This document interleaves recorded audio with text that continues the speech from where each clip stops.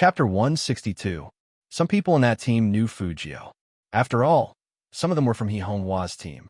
Their impression of Fujio had always been that useless person who only knew how to throw money at people and had no ability at all. Someone who's really carefree. He still has the mood to come to the internet cafe. He's just a useless wastrel. How much do you expect him to achieve? It seems like it was right for us to leave the company. With Hihonghua's love for her son, sooner or later, we will be in trouble. Shui Yaoyao knew that they were talking about His Highness Jio. She tilted her head and looked at the young man. Fujio was still wearing a mask, but her deep eyes were very bright. They were like the ice in the winter, cold and bone-chilling. What kind of people are together? I heard from my classmates this afternoon that someone found a big fat pig as his girlfriend. Now it seems like it's true. Fujio didn't move at first, but after hearing that, Shui Yaoyao saw the young man raise his leg and kick that team member who was about to pass by them. The action was very fierce and very handsome. There was a loud bang. That team member covered his knee. He was in so much pain that his face turned pale. Don't talk if you don't know how to talk. Fujio's hands were still in the pockets of her school uniform. Her side profile was indifferent. At least don't talk sh*t. The others in the team couldn't take it anymore. They raised their fists and were about to throw them at Fujio. Stop. Fu Shiming's cold voice rang out. Do you know what the consequences will be if you start a fight in front of everyone while wearing these clothes? Tomorrow, your pictures will appear in the esports tabloids. Come back. A person who can't even pass the exam is not worth your time. The team members tugged at their bags indignantly and pointed at Fujio. Fengshan was still rolling up his sleeves. This was the first time he fought with his friends, so he was very proactive. I idle. Do you need me to fight? No need. Fujio curled up her lips and smiled. It's not fun to fight them here. Fengshan was a little confused. Then where should we fight? Did they need to jump to a place to fight? He had never fought before, so he had no idea. In the game, Fujio looked up through the mask. Her voice carried the charisma of a king. Let's crush them in the esports selection contest. A gust of wind blew past, brushing away the silver hair on her forehead, revealing a faint glow. However, that group of people still didn't know that Fujio was Spade Z, and they were still indignant. Young Master Fu, are we going to let that kid off just like that? Did you hear what he just said? Spouting shit? It's obvious that he doesn't put you in his eyes. The team members obviously wanted to vent their anger. In the past, they didn't like that piece of trash in the company. They tolerated him for the sake of getting paid. Now that they were no longer working under Hihonghua, why should they tolerate him? Chapter 163. Brilliant. Young Master Fu's idea is brilliant. The tallest member gave a thumbs up and glanced at the teammate next to him. The two of them had a poisonous look on their faces. That trash's good days were about to come to an end. It was true that Fu Shiming didn't take Fujio seriously. It was just that the mouse incident last time made him feel that it was time to teach her a lesson. Did she really think that he was still that illegitimate child who didn't know how to speak up after being wronged? It was time for everyone to see who the real young master of the Fu family was. Fu Shiming didn't understand at all. His Lord Jiao had always disdained to fight with him for the title of young master of the Fu family. When the team had a game meetup, they would drink if they passed. Fujio's first words were a dozen ice Budweisers, which was very down-to-earth. Fengshan felt that ever since he followed his idol, all the firsts were gone. Like game meetups, like fighting, like drinking. If you're not used to it, drink less. Fujio's drinking posture was very evil. Fengshan looked at it and said seriously, Idol, believe me, I can do it. Oh, then you drink it. After Fujio said that, she stretched out her hand and said, Boss, give me another dozen. Fengshan froze. Again, tell me about everyone's good points. After Fujio entered the zone, she really looked like a CEO in the business world. She dipped her finger in wine and tapped it on the table. Fengshan, you're fast. When a match starts, stand in this position. You're mainly responsible for defending and healing. Yao Yao, the youth's face looked very youthful and clean, but at that moment, they felt that the youth was not an ordinary high school student. It was like a mature soul living in a young body. She didn't know why she felt this way, but the young man's orders always made people involuntarily submit to him, as expected of their Royal Highness Geo. With such a captain, there was nothing to be afraid of even in the esports selection contest, where there were many experts. Shui Yaoyao smiled. Her round face was slightly red, perhaps because she was drunk, or perhaps because she was full of anticipation for the competition at this moment in Rivertown No. 1 Middle School. A familiar black Lincoln limousine was parked at the side of the road. There were several bodyguards standing around it, each of them wearing a black Bluetooth headset for easy communication. Regardless of whether it was the car or the people, they all exuded an unapproachable aura. Even so, it couldn't stop the enthusiasm of the students at the school gate. Many girls were tiptoeing and taking pictures with their phones. The driver stood outside and glanced at the watch on his wrist. He seemed to be in a hurry. With a troubled expression, he said to the person sitting in the car, "CEO Chin, it's been half an hour. Should we leave now?" Ninth young master should have returned home by now. Chin Mo held the physics information in his hands, his long fingers tapping on it. His lips curved upwards, but his gaze was frighteningly cold. "Should?" The driver immediately said, "I'll ask again." "No need."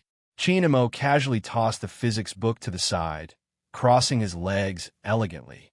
His perfect side profile seemed to be coated with a layer of ice. "Come up, drive." The driver hesitated for a moment and said, "Aren't you going to wait for young Master Geo?" Chapter 164. The driver didn't dare to say anything more. He immediately turned around and got into the car. His hand holding the steering wheel was still a little unsteady. He could tell that the young master was not in a good mood. After all, he had been the Chin family chauffeur for so long, and he had never seen the young master wait for anyone like this. In the end, the person that the young master was waiting for didn't appear. Of course, he knew that the young master was... It was hard to say. Turn left ahead. When Chin Mo's low voice came from behind, the driver was confused. Turn left? Go straight to the Fu family. Chin Mo's eyes didn't have the slightest fluctuation, but it was so dark that it seemed like it could emit a cold mist. To the Fu family. The driver couldn't hide the surprise on his face. He glanced at the rearview mirror and said after a while, "Yes." But going to the Fu family without informing young Master Geo was not in line with young Master Fu's usual style. No, that's not right. It should be said that the young master had never been to someone's house before. Why did young master want to go to the Fu family? Should he ask his wife to call the other party's wife first? But it was so sudden. They usually didn't have any contact with the Fu family, and they didn't have any contact information at all. Chin Mo didn't know what the driver was thinking. Right now, Almighty Chin's idea was very simple. Catch that guy and teach him a lesson. Achoo! Fu Jio was having a good time drinking, but for some reason, she suddenly sneezed. Feng Shan was already swaying left and right. His face was also red. "Idol, you! How did you become two?" "Because you're drunk." Fu Jio held the glass of beer and drank the last mouthful. She looked up and said, "Boss, come, check out." Shui Yaoyao was surprisingly a good drinker. She drank 3 bottles of wine and nothing happened. After Fu Jio handed over the money, she tilted her head and said to Shui Yaoyao, "This guy should come with me. If he goes back in this state, his brother will definitely question him." I'm not afraid of my brother." Feng Shang, who was originally drunk, suddenly sobered up. I was just being obedient." Fu Jio nodded and said half-heartedly, Yeah, you're the most obedient." As he spoke, he pulled her arm over his shoulder. Dressed in his school uniform, he didn't look any less handsome. "Let's go. Hail a cab, and ask the driver to go to your house first." "All right." Shui Yaya didn't stand on ceremony with Fu Jio. After she hailed a taxi, she sat in the front seat and looked back at the back seat. "Your Highness Jio, is Feng Shang okay?" Fu Jio rubbed Feng Shang's head. "Don't worry, I'm here. All boys will react like this when they drink for the first time." Out of the 3 of them, His Highness Jio drank the most. He had probably drunk 8 or 9 bottles, but His Highness Jio didn't seem to have any reaction at all. This really doesn't seem like a high school student. Shui Yaoyao's house wasn't very far. After going there once, Fujio was familiar with the route. After sending the girl back, she said to the driver, "Return to Xing Road." It would take some time to walk, especially since there was a drunkard sitting next to him. Fortunately, this drunkard was quite cute. His every move was acting, and he was simply a mascot. This is not the way back to my house." Feng Shang leaned against the car window, his handsome face distorted. Chapter 165. 7 p.m. at night. The sky was already dark. The northern region had started its own smog. All the roads in Jiang City entered the rush hour. In the living room of the Fu family. Ever since Qinemo came in, Chun Xiaodong didn't know where to put his hands. He stood stiffly at the side. "You mean your young master isn't back yet?" Qinemo sat on the sofa, his tone calm. He took off his gloves slowly, exuding an aura of nobility. Chun Xiaodong couldn't think of a reason why young Master Qin would appear at his house. Even if his young master angered him, young Master Qin wouldn't come personally to capture him. However, it was better to be safe than sorry. Should he call his young master first? MMH. Qin raised his eyebrows when Chun Xiaodong didn't reply. Chun Xiaodong felt his scalp go numb. "Yes, my young master said he was going to sleep at a friend's place last night. He hasn't come back yet. Why don't I go to the nightclub to look for my young master? Maybe he's back to his old habits." He couldn't figure out what his young master was busy with recently. Qin smiled when he heard this. If your young master really went to the nightclub, then he doesn't need to come back today. It was originally a very ordinary sentence, but Chun Xiaodong didn't know why, but he actually heard the coldness in it. Why? Chun Xiaodong didn't understand what was wrong with going to the nightclub. After all, it was normal for his young master to go to the nightclub. "I came in a hurry this time, so I didn't bring any gifts for Bossy." Qin spoke again, polite and indifferent. His face was noble and handsome no matter how you looked at it. "Bossy probably isn't back yet." Chun Xiaodong quickly nodded. "Yes, Madam is on a business trip. She'll be back in Jiangqing City in 2 days." Was young Master Qin going to leave?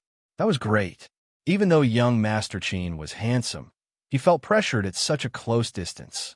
Thinking up to this point, Chun Xiaodong decided to respectfully send young Master Qin out. However, he didn't expect this. "Where's your young master's room?" Qin stood up with one hand in his trousers and the other holding a physics book. Even his tone was casual. "Bring me there."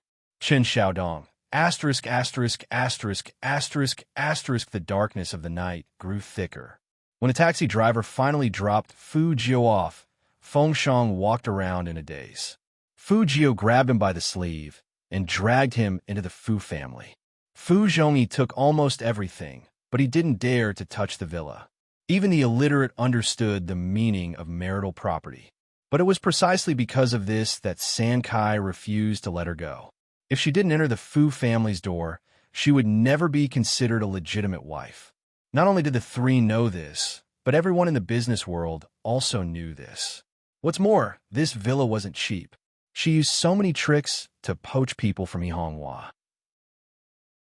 Apart from making Yihonghua a laughingstock, there was another reason. She wanted Yihonghua to run out of money and have no choice but to sell the villa at a low price. Then, she would be able to take over the villa legitimately. Fujiu looked at the brightly lit single-family house in front of her and smiled coldly. Anyone who wanted to destroy her home, she would let them have a taste of what it meant to burn their bones and scatter their ashes. Chapter 166. Her little butler did not even come out to greet her. Fujio tilted her head in confusion. Since she was still holding on to Feng Shang, she didn't see the only Lincoln in Jiang City parked in the dark. There weren't many people in the hall. Fujio raised her eyebrows and went straight to the second floor. She wanted to let baby Feng wash his face first. But what she didn't expect was that as soon as she pushed the door open, she saw Almighty Qin, who shouldn't be here, holding the book that was originally on her bookshelf. His handsome, godlike face didn't show any emotion. He was sitting on the wooden chair in a very lazy and luxurious posture. He was wearing a pure black suit and Italian leather shoes. His elbows were on one side, and his eyes were as cold as the autumn night outside the window. His voice was indifferent. You still know to come back. Fujio paused for a moment. He did look like a big brother. She had wanted to explain, but student Feng jumped out from behind. I idle. I'll have another drink. After you drink me up, I'll go home with you to sleep. Go home and sleep? Chin Mo repeated the 3 words and stood up with a faint smile. His eyes were cold. You're really amazing.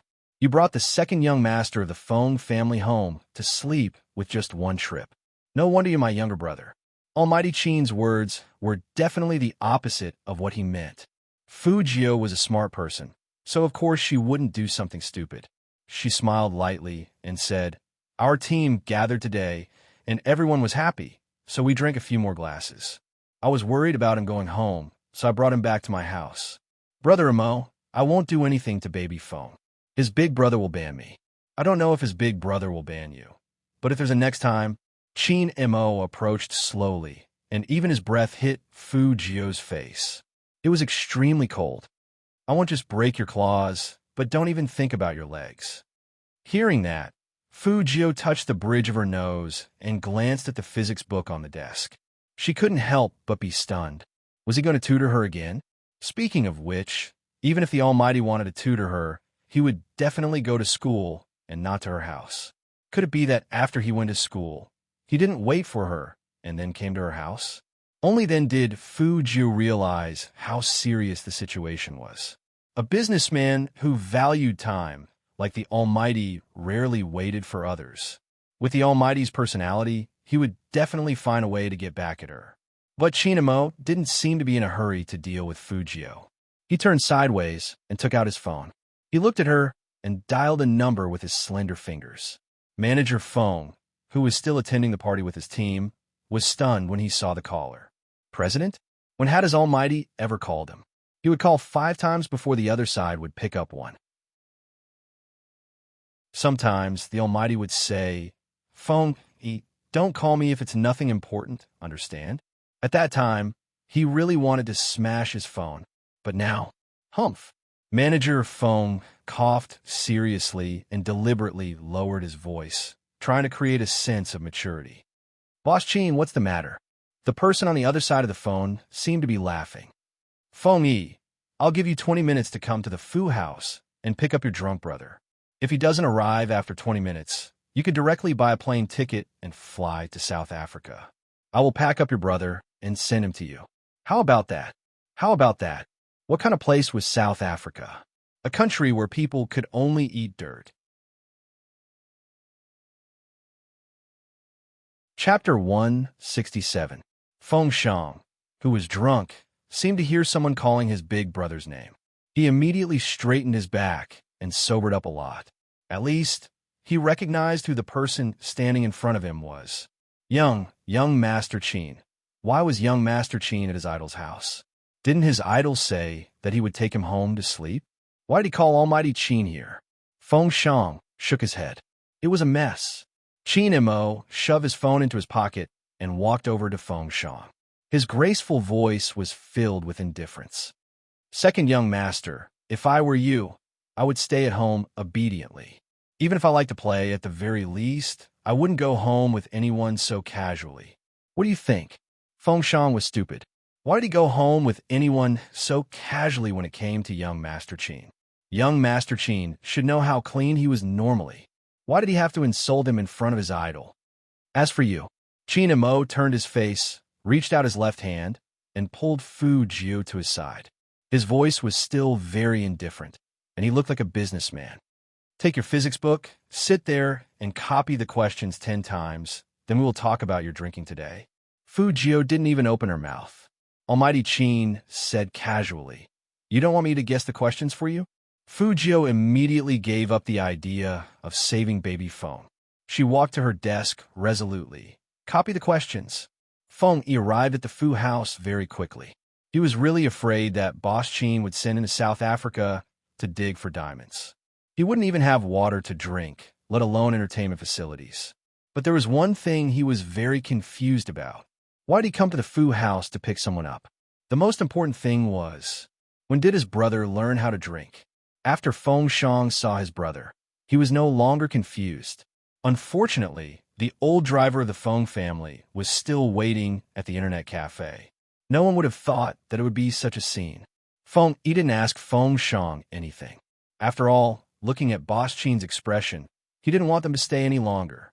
Just like that, Feng Shang's dream of sleeping with his idol was completely ruined. Not only that, when he returned home, his brother would probably tell his mother about him drinking, and his mother would then tell the rest of the family. Feng Shang thought about it again and again, but he still felt that young Master Qin calling his brother to pick him up wasn't very nice. He was planning on chatting with his idol under the covers until dawn. Why did young Master Qin always have to ruin his dreams? Student Feng felt very depressed, but at the same time, he had to lie to his elder brother because he absolutely could not let his brother know that he had participated in the esports selection contest. Outside the Fu residence, Chen Xiaodong didn't dare to appear. In just half an hour, not only had young Master Qin come, but even Manager Feng had made a trip to the Fu residence. If Madame was here, she would definitely find a way to keep Manager Feng. After all, everyone in the city knew that anyone who played games would become famous in Manager Feng's hands. Of course, the best was still young Master Qin. With such a god staying at home, Chen Xiaodong felt that even the air around him was cold. Chapter 168. In the entire Fu family, only He Honghua knew that Fu Jio was a girl. Even Zhang Xiaodong, who was always by Fu Jio's side, didn't know Fu Jio's true gender. This was an important secret, so even in her own house, Fu Jio's room wasn't filled with cosmetics like other girls. But Fu Jio was a girl after all, especially the old Fu Jio. She had always imagined that one day she could regain her female identity. So in this room, there would always be traces of a girl's existence. In fact, Fu Jio was quite sensible. She knew that if people found out that she was a girl, she and her mother would be finished. But the old Fu Jio couldn't stand this kind of life, so she had to cover it up and vent her anger at He Honghua. So much so that she developed the habit of putting the things she secretly bought in the bedside drawer. Since her rebirth, Fu Jio had been busy playing games, making money, and taking revenge. She didn't have time to deal with these small things, and she didn't think she needed to deal with them. But now, Fu Jio looked sideways, and her fingers slid over her glowing lips. Her youthful side profile was still so beautiful that it made people's hearts beat faster. The Almighty couldn't find out, right? But Fu Jio forgot that there was a law in this world called Murphy's Law. Murphy's Law meant that the things people were most worried about would happen. After noticing the young man's gaze, Qin Imo followed his gaze to the bedside. With one hand in his trousers, his deep eyes were cold. You seem to have been staring at the bedside since just now. Have I? Fu Jio turned around in her swivel chair and smiled. Qin Imo walked over to her and bent his waist down. He placed both his hands on the table behind her in a beautiful posture. A lock of black hair fell in front of his sharp eyes, imprinted on his handsome face, adding to his arrogance and untamed nature. In an instant, the man's minty cigarette scent filled her mouth and nose.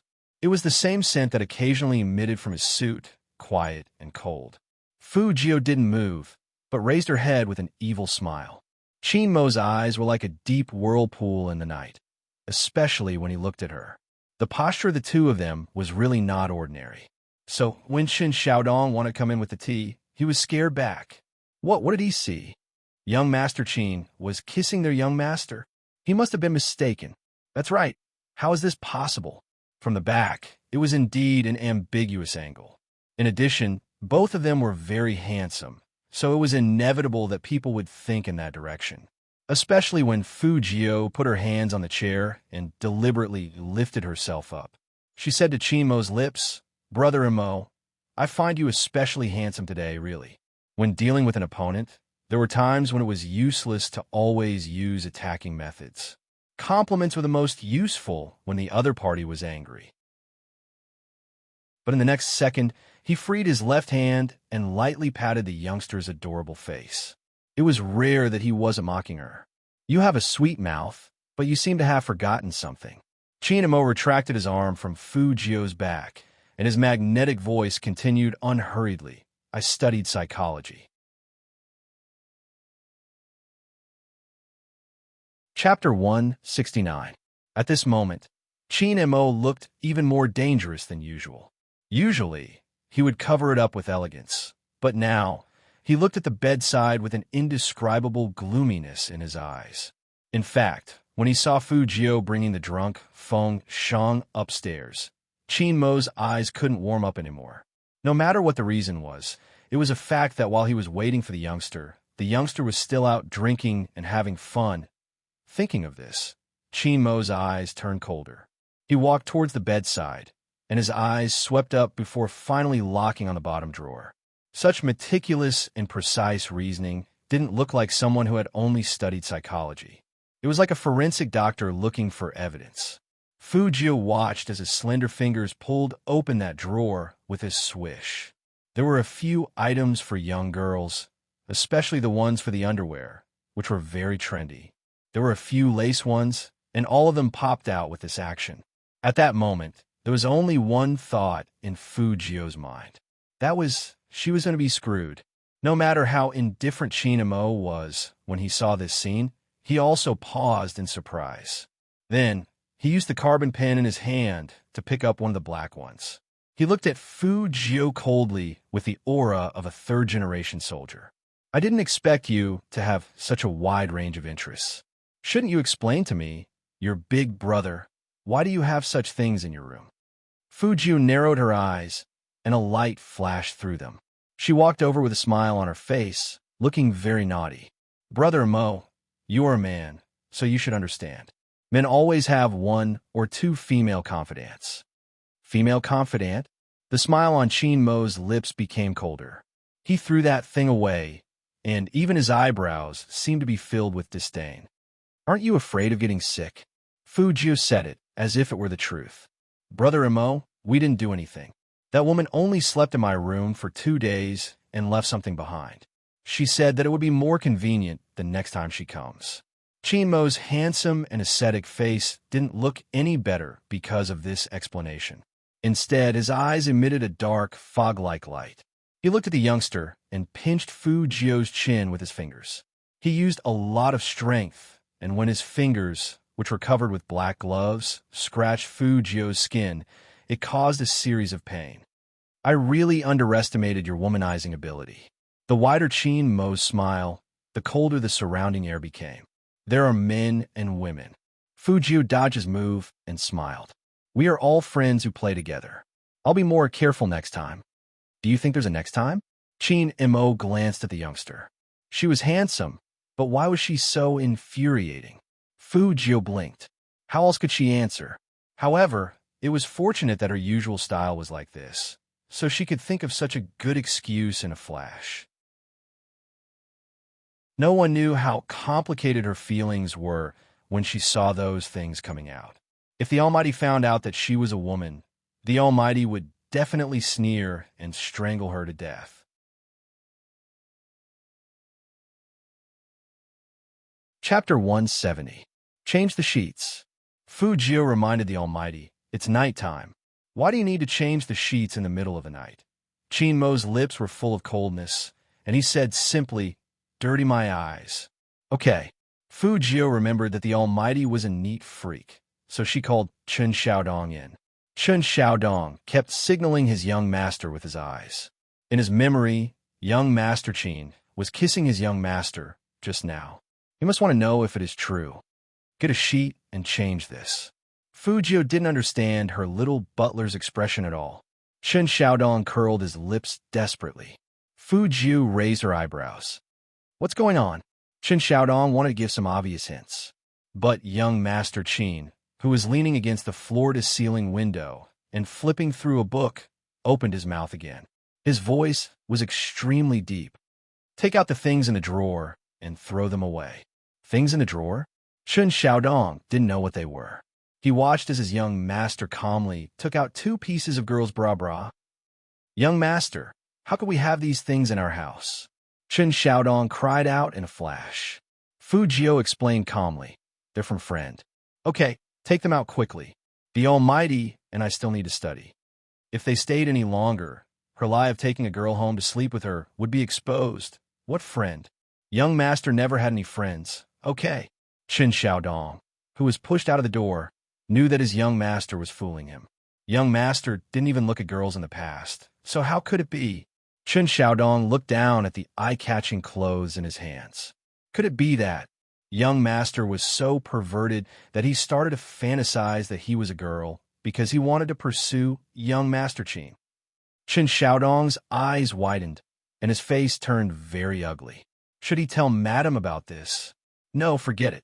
Young master had just gotten better, and if he told Madame about such a cruel thing, Madame wouldn't be able to take it. In the room, Qin Mo was still standing in front of the window. Behind him was a thick fog. It was so cold that it seemed to seep into his eyes through the window. No matter where it was, when a man stood there, it felt like an international conference was about to be held. It was just a simple physics lesson. She didn't know how the Almighty grew up to be so noble. It made her curious about the Almighty's mother. Fu Jio's mind was full of thoughts.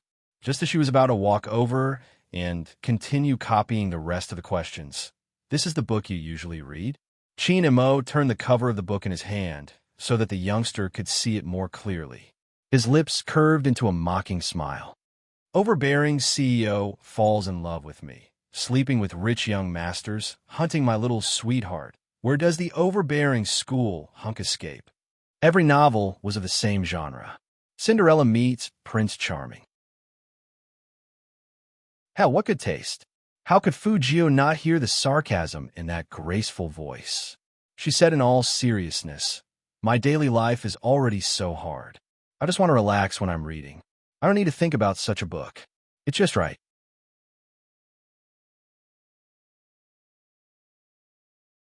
Chapter 171. When Fu Jio heard that, she stretched out her arms. Her school uniform jacket was half over her shoulders, and she raised her pretty eyebrows. Her posture was very devilish and handsome. "Brother Mo, I'm so aggressive. Do you think I look like the one on the bottom?" "Everything looks like it." Qin Mo casually tossed the books to the side, his voice elegant and dignified. "You look as though you're being suppressed." Fu Jio. She really couldn't take this sentence as a compliment. The Almighty's sharp-tongued skills could really cause internal injuries. "He's always reading these books. No wonder he got last place." Qin Mo stood tall and slender, his left hand in his pocket. His eyes were filled with mockery towards all the bad students in the world. "Since you like these books so much, then read the first 3 pages of each of the 10 books for tonight." The first 3 pages. 10 books. He still had to read 30 pages. The corner of Fu Jio's mouth twitched a little. Then she laughed and said, "This will take up Brother Mo's teaching time, so I'd better not do it. Although I like it, I can watch it in private." How sensible. Qin Mo lifted his thin lips, a faint smile on his face. "But who told you that it's taking up teaching time? These are all bedtime stories. In your words, your daily life is already so difficult, so you should relax when you read. This kind of book doesn't need to think, it's just right. After physics, read it to me." Fu Jio. Why did she always use her own words against him? Wasn't the Almighty too shameless? What's more, I'm talking about other people's hard lives. Did the Almighty, who drank Voss's mineral water at home, understand what it meant to live a hard life? 100 yuan per bottle was enough for her to drink a box of cola. However, Fu Jio was very good at catching the main point. Her eyes paused. Before bed? Qin Mo seemed to have been waiting for this question. Their eyes met as he slowly walked towards her. Fu Jio could even see the light in Qin Mo's eyes. It was definitely not friendly. Fu Jio's room wasn't as big as Qin Mo's, and the space from the bookshelf to her side was very narrow. Qin Mo's every movement was enough to make people feel his natural pressure. Ninth brother likes to bring people home to sleep, so he probably won't reject my offer to stay the night.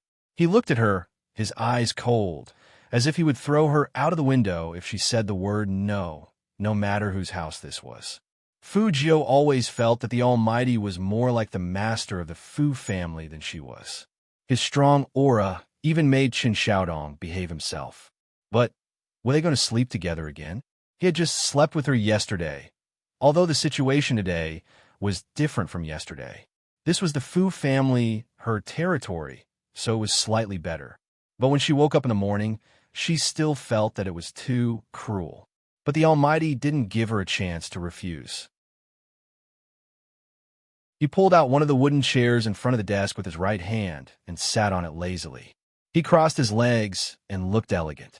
His handsome face, which seemed to be cast by a knife, tilted towards the other wooden chair beside him. It was obvious that he wanted her to sit down as well.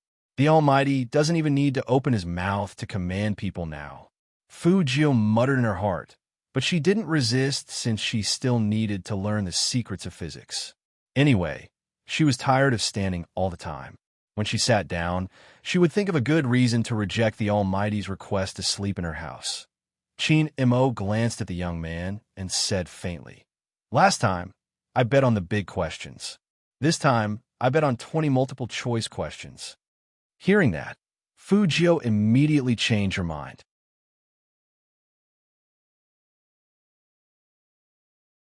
Chapter 172. Outside the window, the night sky became darker. Fog filled the air, and even the temperature in the room dropped a little. When Qin Xiaodong came over with the hot tea, he saw that young Master Qin was tutoring his young master in physics. His face was filled with indescribable shock. He really didn't expect his young master to learn. And young Master Qin seemed to be different from what he had imagined. At first, he thought that young Master Qin was here to catch his young master and make him into meat dumplings. But now, it seemed that young Master Qin treated his young master quite well. For some reason, Qin Xiaodong thought of that kiss again and shook his head. He must have seen it wrong. Although he had never kissed before, he knew what it was like. With how calm his young master and young Master Qin were, nothing should have happened here. Qin Mo saw that the young man's attention was on the hot tea, so he pulled the back of his head and knocked on the paper on the table with his slender fingers. Dressed in a black suit and a double-breasted coat, he looked like a warlord's young master from the Republic of China period. His side profile was handsome and elegant. Fu Jio didn't listen to him. Instead, she put down the carbon pen in her hand. She raised her arm and put it on Qin Mo's shoulder. She turned her head and laughed lightly in his ear. "Brother Mo, what do you think of my little housekeeper? He's been watching you since the beginning. I don't know about your little housekeeper, but I do know that if you insist on talking to me in this position, I will hang you outside the window and let you breathe in the haze of Jiang City." The low and hoarse voice was neither slow nor slow, with a suppressed coldness. Even his eyes were heavy. "Put your paws down." Qin Xiaodong's soul had left his body after seeing this scene before he left. What was going on? Young master. How dare he get so close to young Master Qin? So close, as if they could kiss after Qin Xiaodong went out. He didn't leave immediately. Instead, he paused in front of the door and glanced at the closed door. As if she had seen through his expression, Fu Jio also walked out. She raised her eyebrows and looked at him. "Why are you standing here instead of getting tea and snacks?" "Young master." Qin Xiaodong grabbed Fu Jio's arm and pulled her to the side. It wasn't easy for him to speak, so he raised his voice and said anxiously, "Young master, tell me, have you not given up on sleeping with Almighty Qin? I was wondering why young master suddenly became so fond of studying today. It turns out that you have ulterior motives. You purposely let young Master Qin tutor you, so that you can have a chance to get close to Almighty Qin. It's getting late, and you can let him sleep. Am I right?" At that moment, Fu Jio didn't know how to refute. After all, the other reason she came out was to ask Qin Xiaodong to prepare a guest room for the Almighty to sleep in. "Young master, listen to me once and give up on this idea." Qin Xiaodong was anxious. "With your physique, you can't sleep with Almighty Qin." When Fu Jio heard this, her thin lips curled up, and she smiled devilishly. "Who says I can't sleep with Almighty Qin? It's just a small case, all right?" "Just then? Small case? I didn't know I was so easy to sleep with in your mind."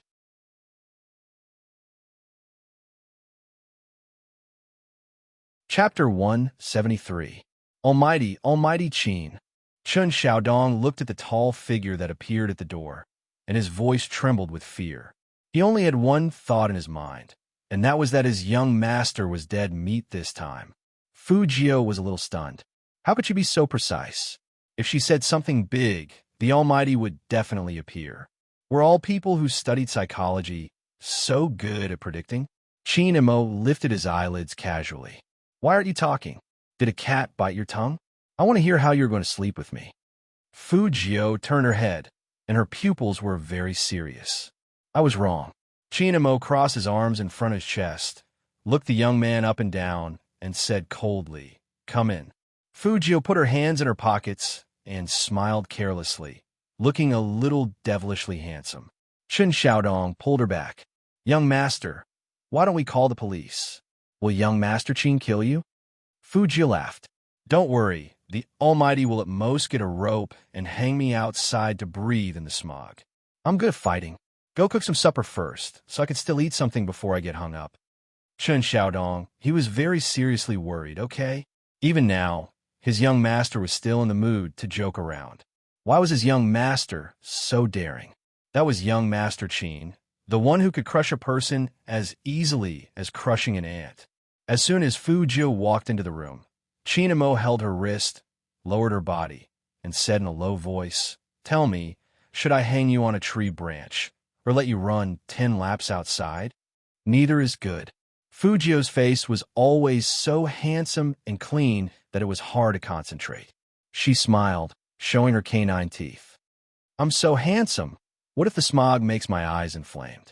I won't be able to pass my exams, and I won't be able to play games. Then I won't be able to be in the same team as Brother Imo." Chinemo looked at that harmless, fair, and handsome face in front of him and thought about it carefully. With such a face, it would indeed be a little inappropriate to stare at a pair of red rabbit eyes. But having eyes inflamed had its benefits. At least it could reduce this guy's public nuisance. If he was any crueler, he would definitely throw this kid out, regardless of whether his eyes were inflamed or not.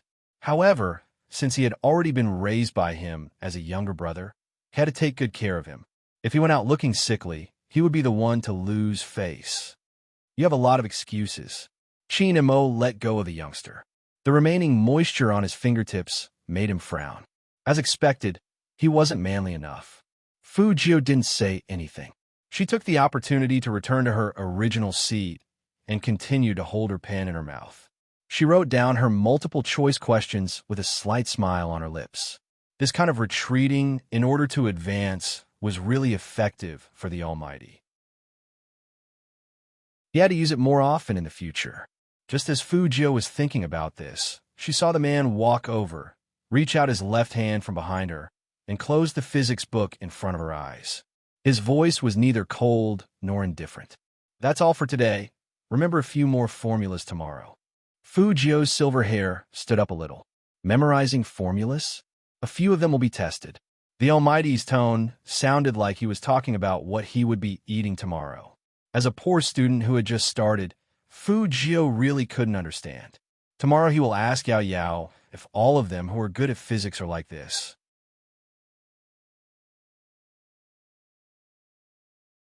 Chapter 174. Sleep? The man looked at her and raised his eyebrows. His slender fingers pulled out a few books from the bookshelf and raised them. "Have you forgotten these bedtime stories?" Fujio paused, and her whole body froze. Was he really going to read it?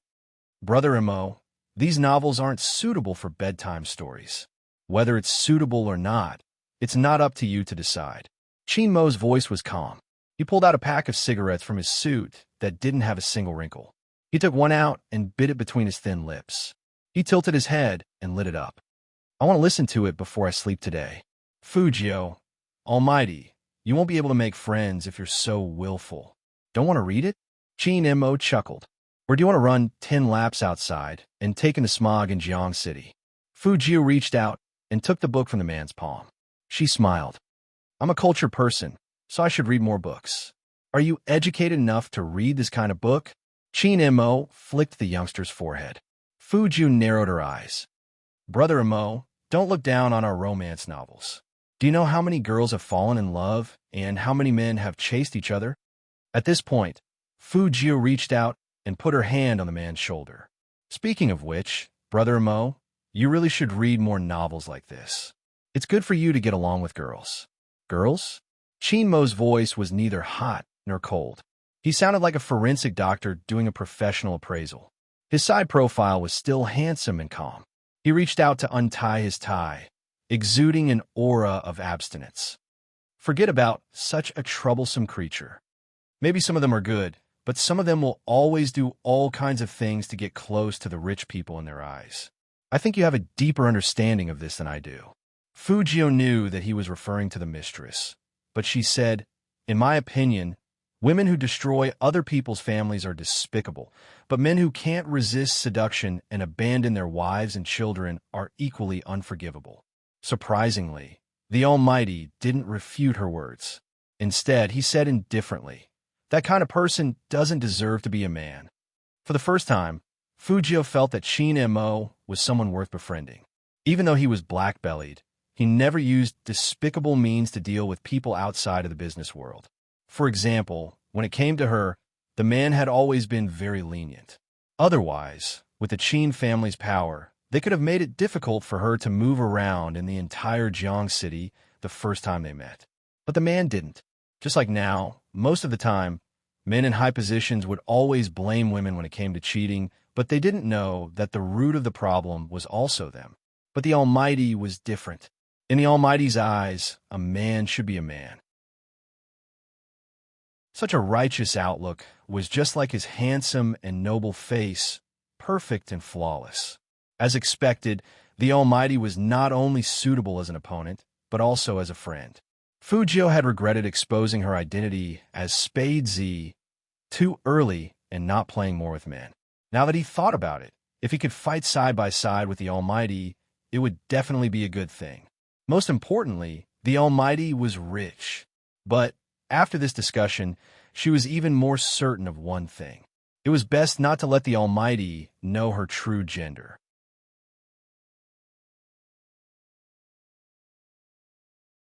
Chapter 175.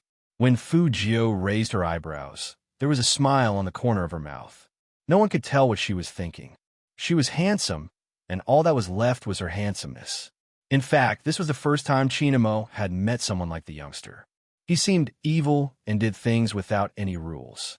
But psychologically, this kind of person was the most difficult to profile. Therefore, it was safest to keep such a scourge by his side. Which one should I read first? Fujio looked at the 10 novels in her hands and found it difficult to choose. Chinamo came back to his senses, his voice deep and pleasant. Read the one you like the most first. It was said that a person's personality could be deduced from the books they read.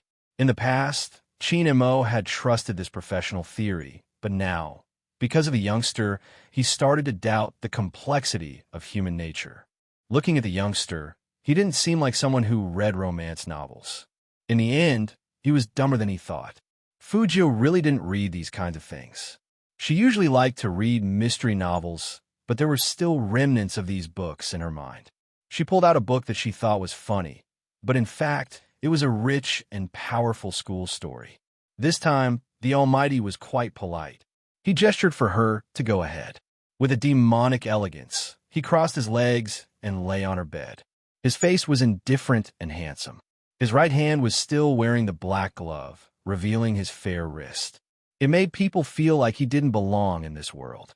In the past, Fujio didn't think that her bed was small, but now that this man was lying on it, she felt like she should get a new bed. Speaking of which, the Almighty was too tall.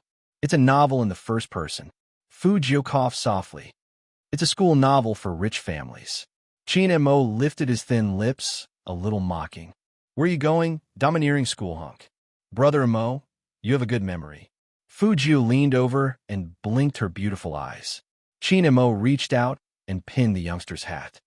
I asked you to read a bedtime story, not to flirt. My name is Zhang Meili, and I'm a girl that you can see everywhere. Until one day, I transferred to a college called the best in the universe, the world, and China, and my dream life began. That day, I fainted in the forest while walking. Then, someone appeared, and he was very handsome. His name is Rich Ouyang. Hearing this, the man probably couldn't help it anymore, and his thin lips hooked up into a sneer. Ouyang, is rich. Name? Brother Imo. Don't worry. The story has just begun. So this Ouyang Yuqian is rich.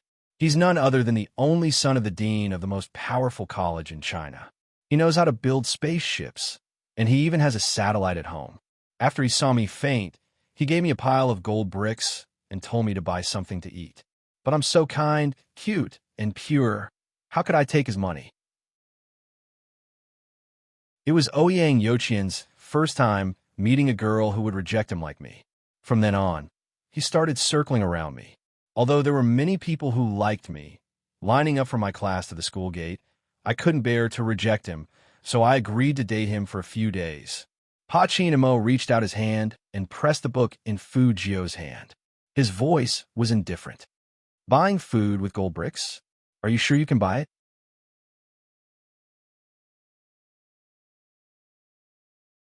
Chapter 176. Chin-mo looked at the youngster in front of him. Normal? Even though I had never read such a novel, I knew that this was not normal. Was it on purpose? How could this be? Fu Jio didn't admit it. She opened the book calmly and smiled wantonly. Look, this is what's written here. Fantasizing that all men in the world only love their own novels. Chin-mo's slender fingers tapped on the sentence. Although there are many people who like me, they line up for my class to the school gate. His eyes turned cold. Fu Jio replied lazily, That's nothing. Every time Brother Imo goes to school, the crowd is bigger than this. Even the school leaders line up to see you, so it's not strange. In that instant, Chin-mo felt a little speechless. There was still a smile on Fu Jio's thin lips. Finally, there was a topic that could make the Almighty choke. She wanted to continue. How could Chin-mo allow the youngster to poison his nerves again? Just hearing the name Ouyang Yuqian made him want to close the book. Looking at the youngster's expression, he arched a brow. Very proud? Nope. Fu Jio chuckled. She finally knew the weakness of a straight-A student. The Almighty, who studied psychology, couldn't stand Mary Sullivan the most. Chin-mo reached out and pinched the youngster's chin. His eyes darkened. You're smiling so much that your canine teeth are showing. How can you say you're not proud? Crack. Li Xiaodong did not expect to see such a scene as soon as he came in. His hand trembled and the bowl fell. He really didn't expect that young Master Qin would teach his young master a lesson by kissing. Chen Xiaodong swallowed hard. That posture was clearly a sign of kissing. What's the matter? What's more, the person asking the question wasn't their young master, but young Master Qin. The kind of devilish and handsome side profile made it easy for people to think the wrong way. No. Chen Xiaodong didn't have much confidence. Then, he thought of something and said, My young master asked me to prepare a guest room for young Master Qin. I've already prepared it. Young Master Qin, do you want to rest there? Or wait a bit. Fu Jio really didn't understand why his little housekeeper was stuttering like baby foam. Was he scared by the Almighty? Guest room? Chin-mo lifted the corners of his eyes. Who said I wanted to stay in the guest room? Chen Xiaodong paused. Where else should I live? I'll share a room with your young master, Chin-mo said casually. Chen Xiaodong's jaw dropped as if he was struck by lightning. Sleep in the same room. What? Is there a problem? Chin-mo held a cigarette between his fingers and flicked it into the ashtray. His gaze was as calm as water as he glanced at him. Chen Xiaodong's heart skipped a beat when he saw that look. He didn't even look at his young master's expression and immediately said, Of course there's no problem. I'll go get another pillow for young Master Qin now. Chen Xiaodong really didn't think that the two of them would sleep together.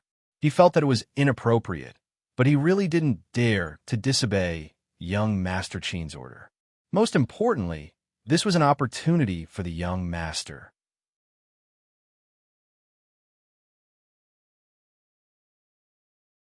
Chapter 177. Fu Jio glanced at him with a cold smile. I really have to thank you for your understanding. Starting tomorrow, your salary will be halved. Chen Xiaodong. Why did young master still deduct his salary after he did the right thing? Why? When Fu Jio threw the quilt on the bed, she felt helpless. She really had a stupid teammate. She had to control the little butler's messy thoughts in the future, or it would be too dangerous. Brother Mo, you can sleep in my room. I'll sleep in the guest room. Fujio turned her head and smiled at Chinamo. I've been drinking, so I have a strong smell on me. You probably can't get used to it.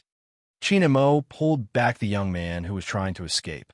He grabbed Fujio's arm and pressed him against the wall. His handsome face was so close that there was no room for a third person. What? You don't want to sleep in the same bed with me? Such a straightforward question was a little hard to answer. Any random girl can sleep in your bed. Why can't your brother? Chinamo said this in a very low voice. There was no warmth in his deep eyes. Fujio was very clear that she had to answer at this moment. Of course. Then wash yourself clean before you go to bed. Don't let me smell any alcohol on you. Or do you prefer to shower with me? Chinamo didn't wear a tie, and 2 buttons on his shirt were unbuttoned.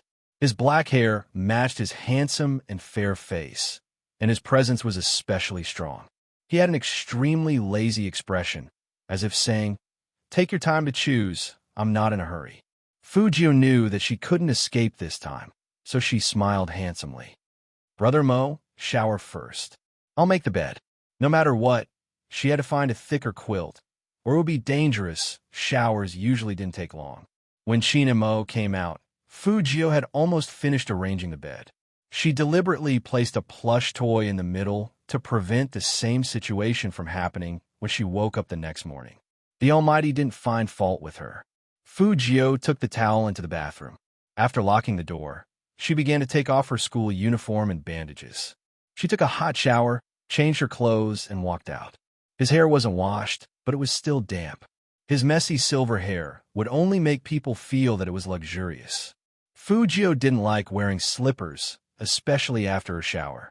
She casually stepped on the wooden floor and walked over with a smile on her face. It was an ordinary action, but when she did it, she looked very handsome. A long time ago, Chinamo had already felt that the youngster was extremely fair. Now, when he looked at the pair of bare feet, they were like porcelain jade. Even his nails had been trimmed to a smooth and glossy sheen. His eyes couldn't help but sink before he shifted his gaze away. After the experience of sharing the same bed last time, Fujio naturally turned off the lights and lay down. He wasn't sure if it was because the lights were off, but the faint aroma of alcohol and the sweetness of the shower gel gradually became clearer with the youngster's breathing. It seemed to brush against his left ear, but the youngster didn't notice. He smiled at him. Brother Mo, do you want me to read you another bedtime story?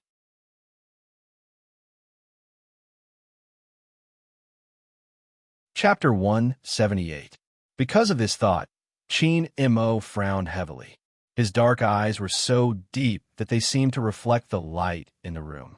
Seeing that Chin-Mo didn't say anything, Fujio wanted to take a closer look. Unexpectedly, as soon as she moved, the man pressed her down with one hand. He was on top of her, holding her wrist with his fingers, and his breath was a little hot. Except for the faint light outside, it was dark everywhere in the bedroom. That was why Chinmo's eyes looked even colder and deeper. He was like a vigilant beast, exuding a dangerous and beautiful luster when hunting. The two of them were so close that Fujio could clearly see the excessively long eyelashes on the man's face. He just looked at her, his eyes like the deep well water, tempting her to fall in if she wasn't careful. If you move again, you'll get out. Now close your eyes and sleep. His fingers seemed to have exerted a little more force, and even his voice was filled with a deep warning. Then, Fujio was pressed against Chinmo's chest. In an instant, the man's minty tobacco smell seeped into her nose. It was familiar, yet strange. She was half a head shorter than the man, and her eyes fell on his perfect jawline. She could even see his Adam's apple moving slightly when he spoke.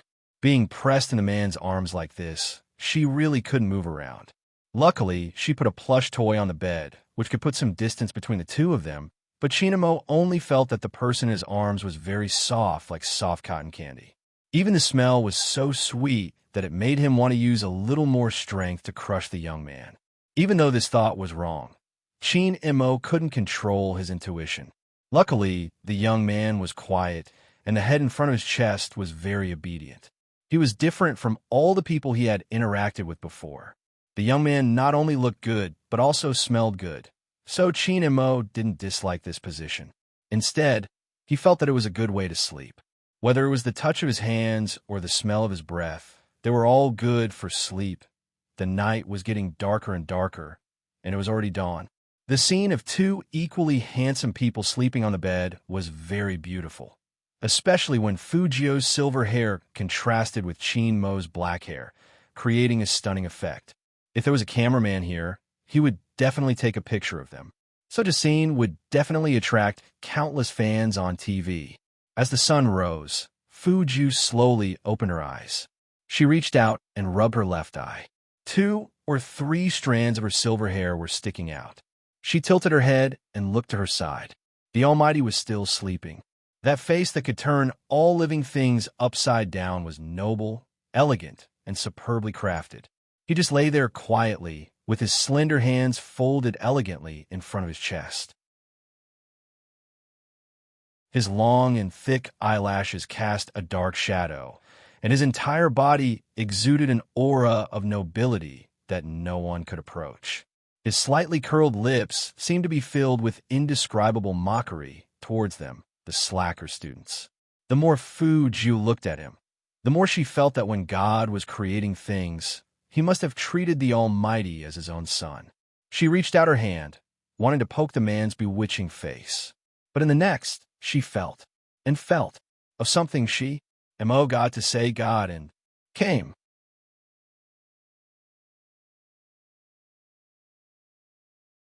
Chapter 179. Auntie, why did it have to come today? Fujiu looked at the blood-stained pajama pants, and her eyes darkened. She tore them off and rinsed her body with hot water. Her lower abdomen warmed up, but she couldn't find anything to protect herself with, so she simply folded a layer of soft paper to replace it. But she wasn't sure if the bed sheets were dirty. Fujiu looked at herself in the mirror with pale lips and frowned. This thing came at the right time. But she was also glad that it wasn't when the Almighty was tutoring her yesterday. Otherwise, she would have been caught red-handed, and she would have been in deep trouble. Fujiu pulled out the skincare products on the side, took out a stick of men's lip balm, and applied it on her lips, just to make herself look less pale. Fujiu's face was pale, but she didn't look as pale as before. At this moment, Chin Mo opened his cold and deep eyes because of the noise in the bathroom. He lifted the quilt and narrowed his eyes. What's this? Bloodstains? In the bathroom, Fujiu looked at her long legs and wiped them with a piece of tissue. She put on her school pants and glanced at the residue in the wastebasket. Since she wasn't sure if there were any on the bed sheets, she might as well leave these things in a more obvious way. Thinking of this, Fujiu took a piece of tissue and stuffed it into her nose. After she felt that it was enough, she walked out of the bathroom.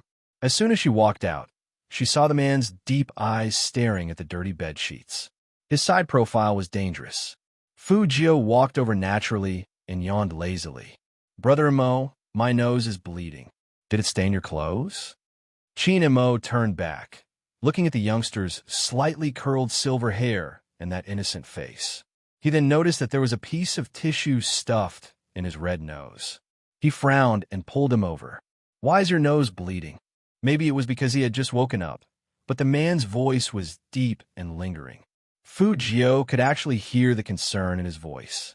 She curled her thin lips and said, It's probably because of the exams and the esports competition, so I'm a little hot. Plus, the weather hasn't been good lately, and the smog is so thick that it's like this. I just bled a lot, and I couldn't stop it. I was afraid that Brother Mo would find it dirty. It had to be said that our Lord Gio's extremely lethal face looked exactly like whatever he pretended to be. You are my little brother. Chin Mo's voice was very calm. He reached out his hand to press on the back of Fujiu's head, as if he was going to stop the youngster's bleeding himself. Fujiu raised her hand to block his view. What a joke. If the Almighty took a closer look at her, he would definitely know that she was lying. She knew better than anyone how hard it was to fool a man like this. Don't look dirty, the bleeding has stopped. Fujiu covered her nose and smiled lightly. Brother Mo, don't worry. Chin Mo listened to the youngster's low and muffled voice and suddenly felt that he wasn't a good brother. He had already said that he would take good care of him, but such a situation still happened. Fujio didn't know what the Almighty was thinking, but no matter what, the bloodstain incident was finally explained. But for the next 3 days, it was best for her to stay away from the Almighty. Her body was on the cold side, so it wasn't easy for her to move around when she was on her period.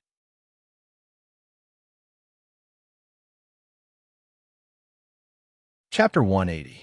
The pain in her lower abdomen was still there, but no one could detect the change in Fujio no matter who looked at her. Just like Chinemo said, people like Fujio were the most difficult to understand. During breakfast, there was a big plate of fruits on the table, and most of them were pears. Qin Xiaodong leaned over and whispered to her. Young Master Qin had these delivered directly from the hotel. He said that young master is suffering from internal heat, so eat more of these. He swore he didn't think too much. But what happened last night that made young master suffer from internal heat? Fujio raised her eyebrows and looked at the fruit plate in front of her. Pears were cool. All women knew that this kind of fruit was the worst thing to eat during menstruation. Fujio didn't even dare to drink cold water during this period, let alone eat pears. But this time, Fujio pinched a piece with a smile and put it in her mouth. Not bad, it's delicious. Thank you. Brother Imo, Qin Imo retracted his gaze from the young man's face and asked someone to bring up another bowl of soup. The effect of the soup was the same. All the effects were to reduce internal heat and remove the haze. There were lilies in the soup, so Fujio really didn't want to drink it. But with the Almighty's cleverness, it wasn't as if he didn't realize it, and he would react later. So she had to put on a show. Fujio raised her head and drank the cold soup. Qin Imo watched the young man finish drinking, so he could see Fujio's hesitation. He raised his eyebrows. You don't like lilies? I rarely eat them. Fujio curled her lips. I'm a picky eater. Qin Imo nodded, his voice calm. The rebellious phase of youth.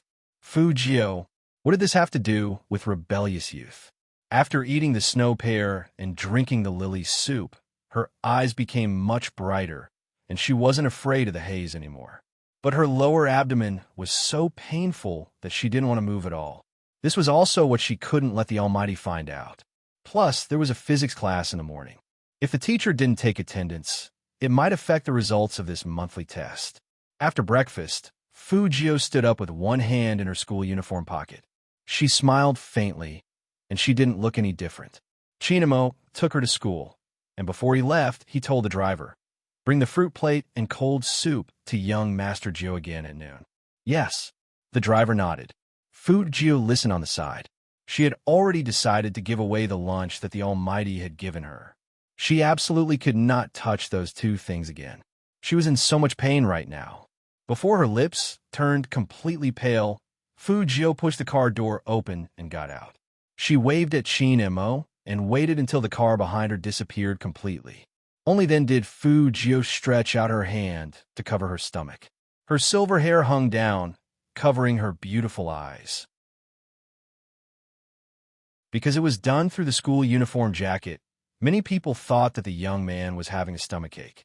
However, the young man's back was still very handsome, and the way he carried his school bag on one shoulder made many girls want to go up and talk to His Highness Gio. However, it was obvious.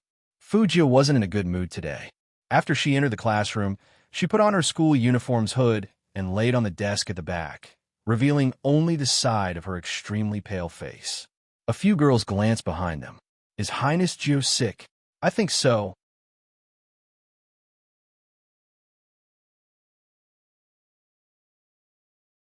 Chapter 181.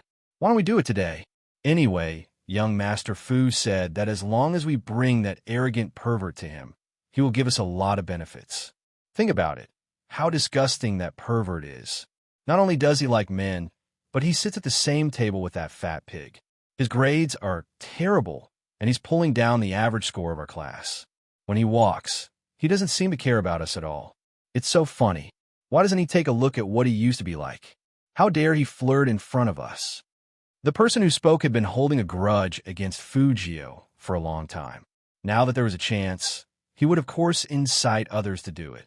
He couldn't wait to see Fujio kneel on the ground and beg for mercy. She dared to kick him in the classroom in front of so many people. She was simply courting death. All right, we'll listen to you. After the physics class is over and the people in front of the classroom have left, I'll block the back door, and you guys block the front door. This time, we'll let him have a taste of what it means to never return. Just like that, a premeditated plan was quietly born.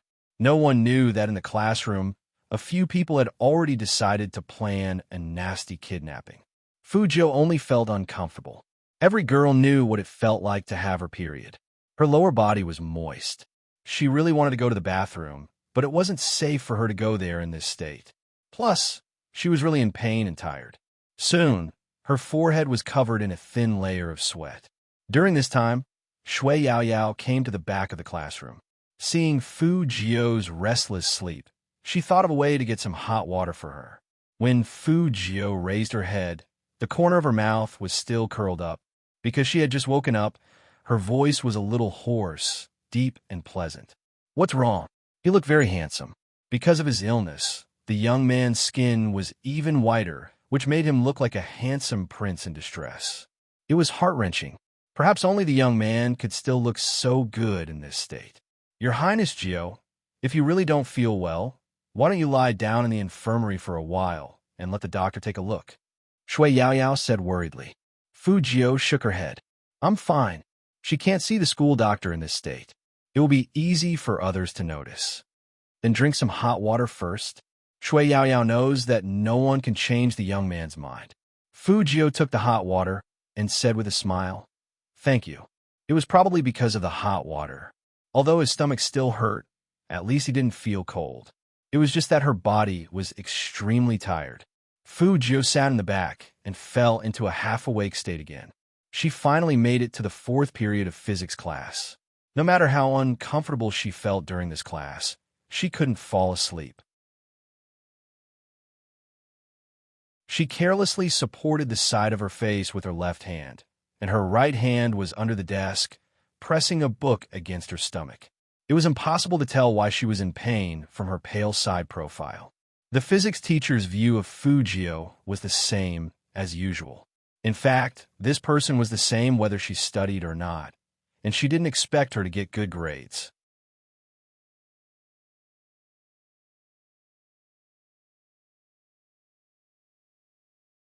Chapter 182. Physics class was very difficult for Fu Jio. Even though she had put a layer of paper on her, the dampness was still very obvious. But she still remembered what the physics teacher said. At least she marked out the range so that the Almighty could help her guess the questions. But the more time passed, the more Fu Jio's stomach hurt. She had no choice but to lie back on the desk. In a daze, she fell asleep again.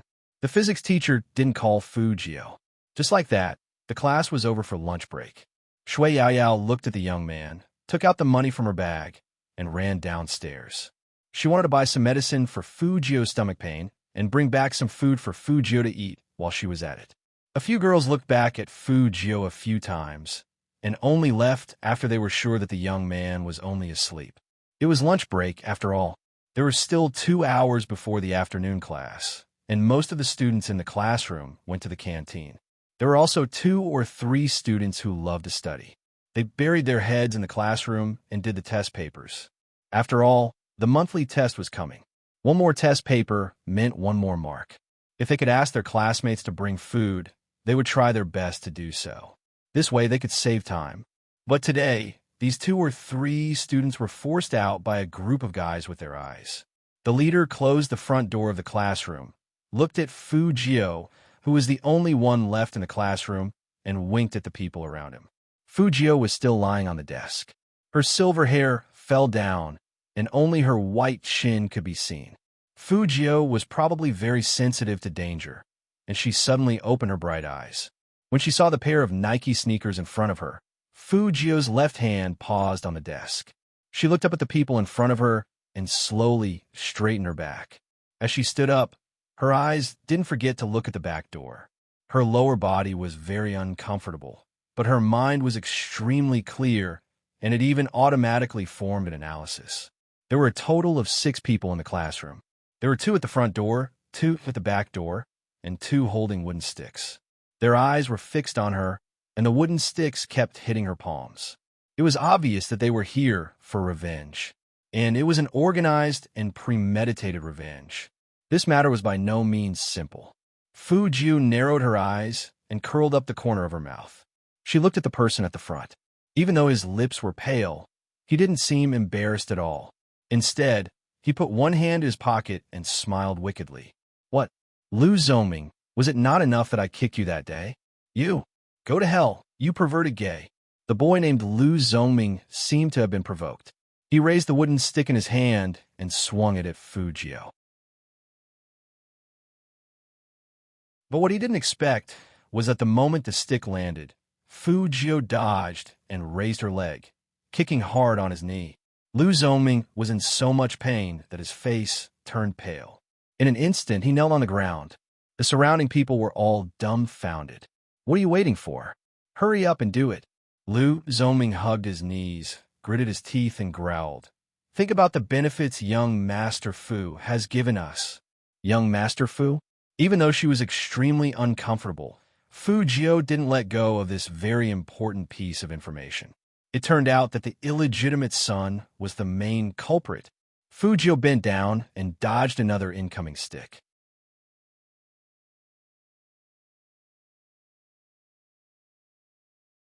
Chapter 183. Thinking of this, Fu Jiu glanced at the back door. After seeing Fu Jiu's gaze, Lu Zoming quickly shouted at the two people at the back door, "This perverted gay wants a run. Lock the door." But he didn't expect that Fu Jiu didn't run to the back door. Instead, she picked up the broom in her hand and used the inertia of her body to whip two people in the right ribs. It was so painful that the two of them screamed out loud. The remaining four on the side swung their wooden sticks at Fu Jiu. But at this moment, Fu Jiu turned around and jumped onto the window next to her. She was so fast that it was as if a gust of wind had blown past her. When she jumped down, she didn't forget to push the wooden table back, and she slammed into the person who was following closely behind her. Then, Fu Jiu braked hard with her right heel and tapped on the ground. Her white school uniform was like a pair of wings that spread out, making the young man look more than just handsome. Class 1's classroom was on the first floor, so it wasn't hard to jump out of the window. But there weren't many people who could do it as beautifully as Fu Jiu. Lu Zoming also wanted to jump out of the window, but he was too strong, so he was squeezed by the window. He stared at Fu Jiu outside the window, his heart burning with anger. F***CK.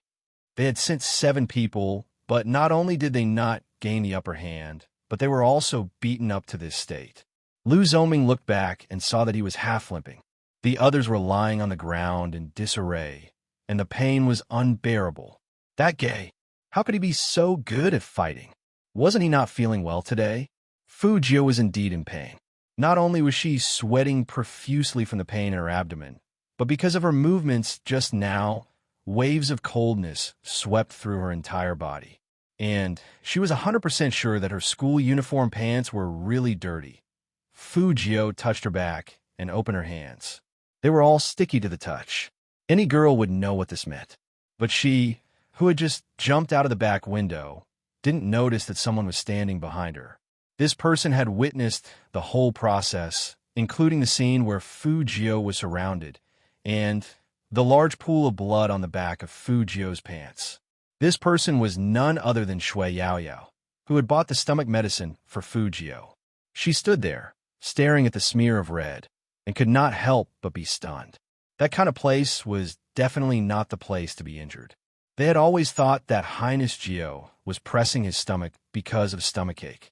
Now, Shui Yaoyao thought, she finally knew why His Highness Jiu was lying on the table like that, plus His Highness Jiu's refusal to go to the infirmary. Many details added together, it seemed more and more like an answer. But no matter how much he knew, it couldn't compare to a girl's understanding of a girl. Some things, as long as it was a girl, they would understand at first sight. His Highness Jiu... Shui Yaoyao couldn't say the shocking answer. The bowl of noodle soup in her hand fell to the ground. After hearing the noise, Fu Jiu quickly turned around and her thin eyes met Shui Yaoyao's shocked face. Shui Yaoyao looked at the young man in front of her. He was still so handsome, so clean and handsome that people couldn't look at him directly. He had a habit of never zipping up his school uniform.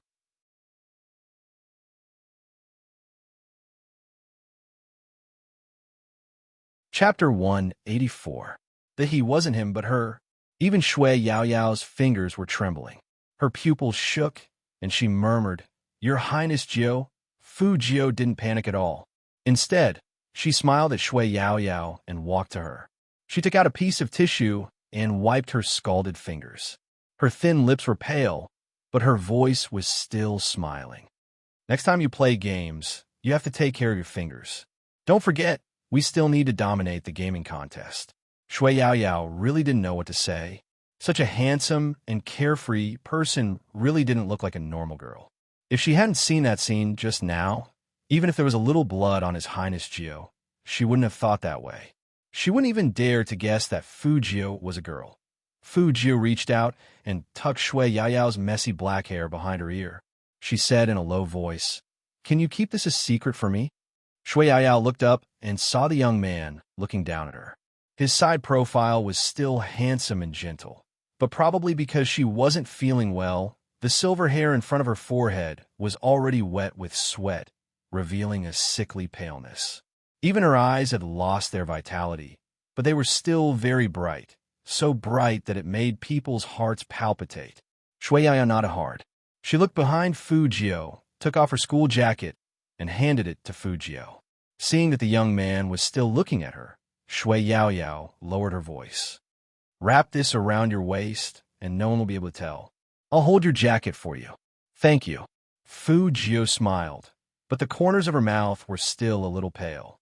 She tied the sleeves of her school uniform around her waist, making her legs look even more slender, making her look even more handsome and devilish. Shui Yaoyao looked at her face. "I put painkillers in the classroom, as well as heat packs, and I'll go get them for you." "No need."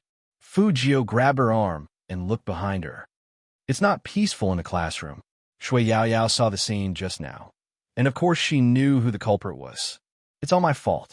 If it weren't for me, His Highness Jiao wouldn't have become enemies with Lu Zongming. It's not because of you." Fu Jiao smiled, her lips turning whiter and whiter. "They're here for me. I've been paid to get rid of this disaster." Shui Yaoyao was even more shocked. His Highness Jiao means that they were ordered by someone. A young boy in puberty couldn't swallow his anger and wanted to teach me a lesson. Plus, he didn't have a good heart. At this point, Fu Jiao's eyes turned cold. "You always play dirty tricks. That's why you came up with such a plan to ambush me at school." His afternoon class. Shui Yaoyao turned. "I've already asked for the afternoon class." Fu Jiao pressed her hand on her belly and smiled wickedly and dangerously. "Of course, it's not because of them. When I'm better, I'll deal with them slowly." XT Yaoyao looked at Fu's. And she, Fu Highness Shui, for a long time, she had enjoyed too much of His Highness Jiao's gentleness. The only thing she could do to repay His Highness Jiao was to choose silence when it was time to be silent. However, there was one thing that she had to confirm first in order to ensure that she would not expose herself.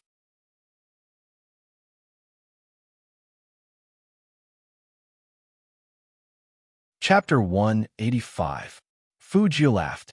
"If he knew about this, he would kill me. The Almighty doesn't like to interact with girls." Shui Yaoyao finally understood why the young man used to look at boys in a weird way. Everyone said he was gay, but he wasn't. He was supposed to like boys. But His Highness Jiao was different. Shui Yaoyao didn't know how to describe that feeling. It was like she had a new soul. But if young Master Qin didn't know now, she was worried that His Highness Jiao would be in danger when he found out. After all, the Qin family was too powerful in Jiang City. Almighty Qin didn't like to be cheated. Everyone in Jiang City knew this. His Highness Jiao was too bold. Shui Yaoyao thought about it. "What about the time you changed on the court? I wasn't discovered. The Almighty is a neat freak." Fu Jiao curled up her lips, which was very beautiful. "I blew into his ear, and he almost stuffed me into the trash can." Shui Yaoyao.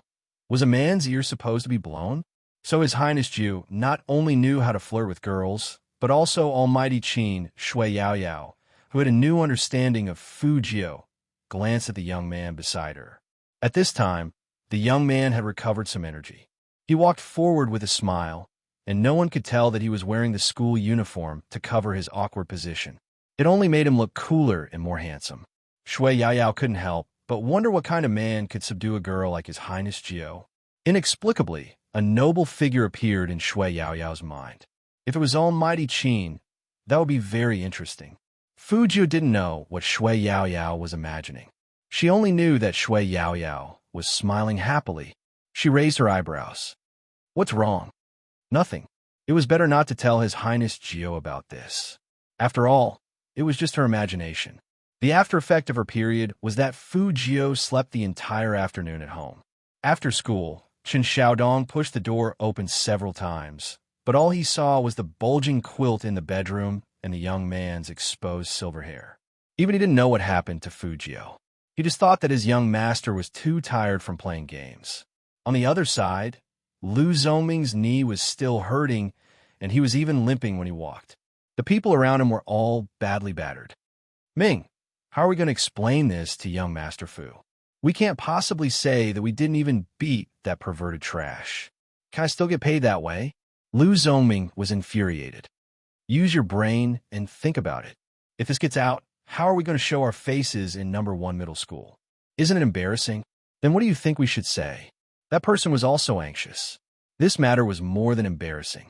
If the girls knew about it, they would laugh to death. Lu Zhongming narrowed his eyes. Then he took out his phone from his pocket and called Fu Shiming. After Fu Shiming saw the call, the corners of his mouth curled up with a hint of pride. Is it done?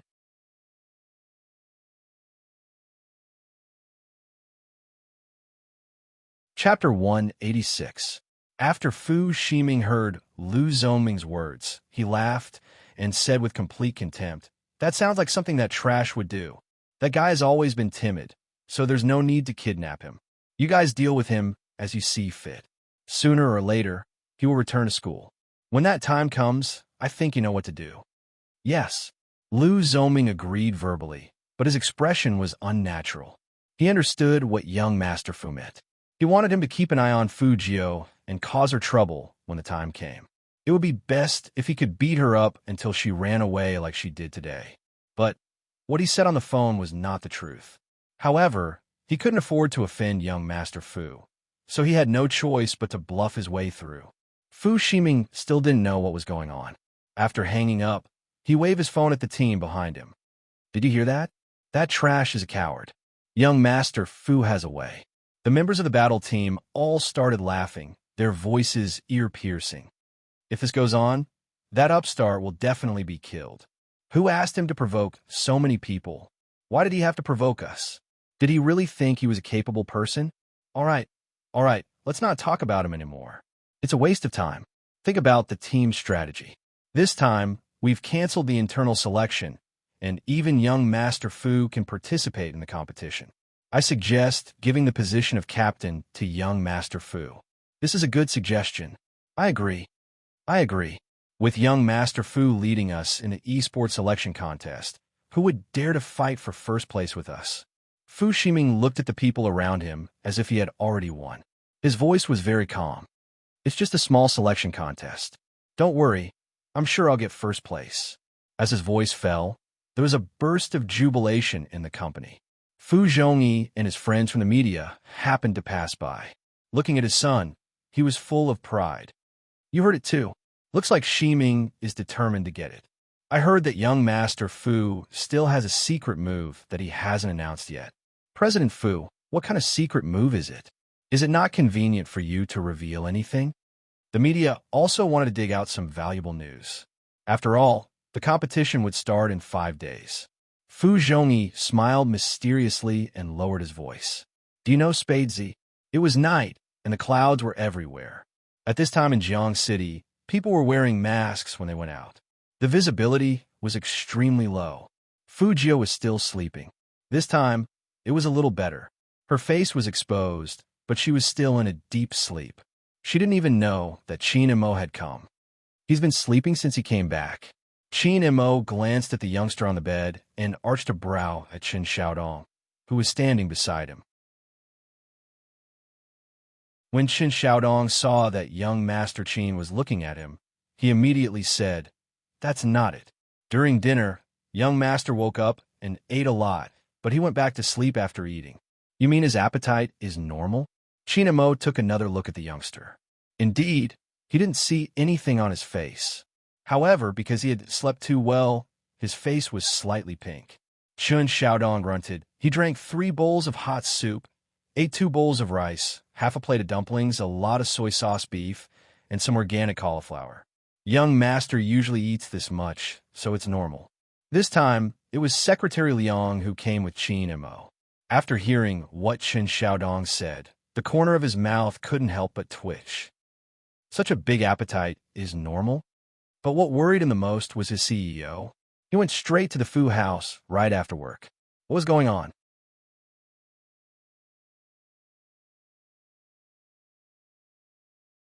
Chapter 187. Qin and Mo didn't care who was looking at him. He turned sideways, took off the black glove on his right hand, and put his palm on Fu Jio's forehead. When the cold touch hit her, Fu Jio moved back a little, but she didn't wake up. She just shrunk her handsome face even more. Her silver hair was still sticking out, and she still looked noble. Qin Mo's eyes darkened, and he pressed the quilt down again. Secretary Liang was very confused. Since when did their CEO learn to take care of people like this? There was no problem with the temperature, and the surface of the body was normal, so it wasn't a cold or a fever. It was probably because of the intense studying recently, and the young man's physical strength couldn't take it. He was still growing, and some things didn't need to be perfect. Thinking of this, Qin and Mo took his hand back. He tore up the fill-in-the-blanks that he had prepared for the young man today and threw them into the trash can. Although full marks were important, his little brother didn't need full marks. He could afford it anyway, as long as he didn't embarrass him too much. It was the first time Secretary Liang saw their CEO Qin tear up a piece of paper, and he couldn't help but be curious about what it was. Qin and Mo glanced at him at this moment. His eyes were extremely cold. It made Secretary Liang's thoughts go back to normal. Qin and Mo didn't say anything. His handsome face was as cold as ever, and his eyes were on Qin Xiaodong. Take good care of your young master. Yes, Qin Xiaodong really couldn't tell what he was feeling. From the moment Almighty Qin appeared, he felt like the world was a fantasy. Young Master Qin. He wouldn't really turn gay for his young master, right? Secretary Liang had the same feeling as Qin Xiaodong. For CEO Qin, who had an international conference in a while, what could be more important than business? But CEO Qin still came in person, and he stayed for more than 20 minutes. The young man was sleeping, and the CEO was watching. That scene, it was as if he and that little housekeeper of the Fu family didn't exist. Should he tell Madam and Boss about this? It was such a difficult choice. Why did the CEO have to like him, the useless young master of the Fu family? Fu Jio was sleeping soundly, and she didn't know so many things had happened that night. She didn't know what it was like for other people to have their period, and she hated it the most. On one hand, it was the natural enemy of a cross-dressing woman. On the other hand, apart from the pain, she also wanted to sleep. The next day was still very uncomfortable. Fu Jio continued to ask for leave. She didn't even leave the bedroom, and she even locked the door from the inside just to get rid of some blood evidence. It was not until dusk that she regained her energy and prepared a bowl of hot soup to drink. Qin Xiaodong stopped her sternly. "Young master, tell me the truth. You and young Master Qin, are you two already together? What do you think?" Fu Jio didn't answer him directly. Instead, she put her hands in her pockets and smiled. "It's time to test your intelligence. Think about it carefully. Qin Xiaodong, why did he feel that the young master was treating him like a toy? How could he be so casual?"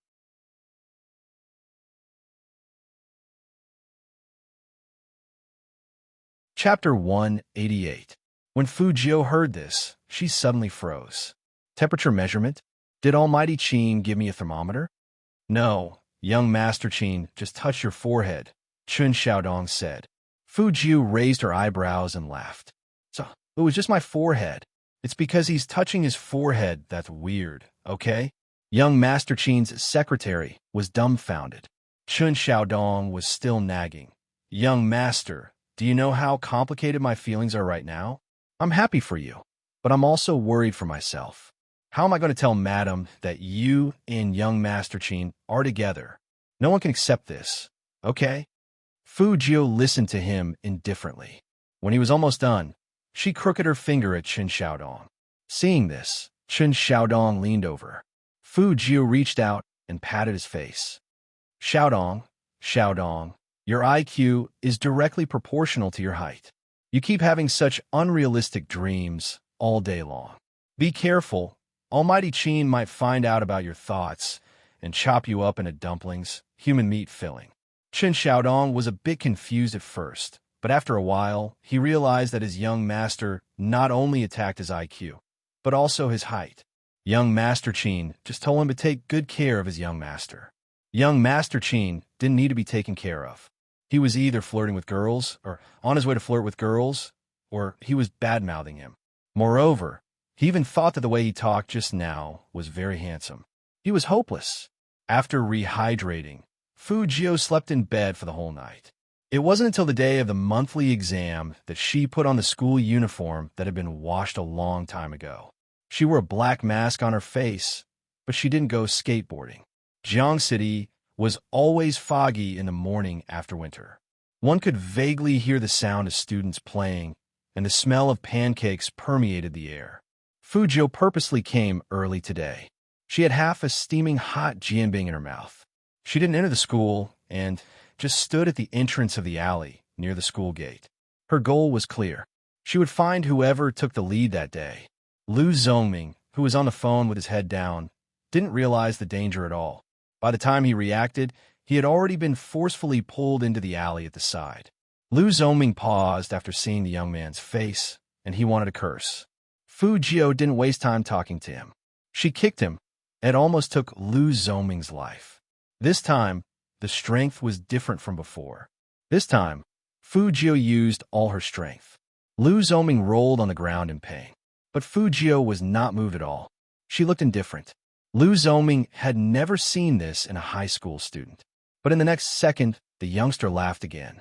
His long legs stepped on a metal box beside him, and he lowered his eyes. Haven't you always wanted to beat me up? Fight back. Fu Jiu. Today is our monthly test. You can't hit people. Be careful, or the teacher will cancel your qualification for the monthly test. Lu Zongming was so scared that he even threatened Qin Feng. Fu Jiu just looked at him with a smile. It's 7:40 in the morning, and the visibility here is extremely low. I'm wearing a mask. Even if you get beaten half to death later, who can prove that I did it? Just based on your own words? In fact, Qin Mo's analysis wasn't wrong. People like Fu Jiu had the characteristics of criminals. This was because she had already formed this action pattern long ago. She wanted to avoid all eyes and continue her hunt.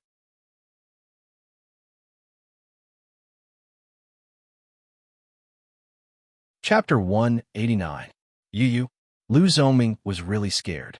At that moment, the way Fu Jiu looked at him reminded him of an animal crawling in the dark. What Fu Jiu said was simply terrifying.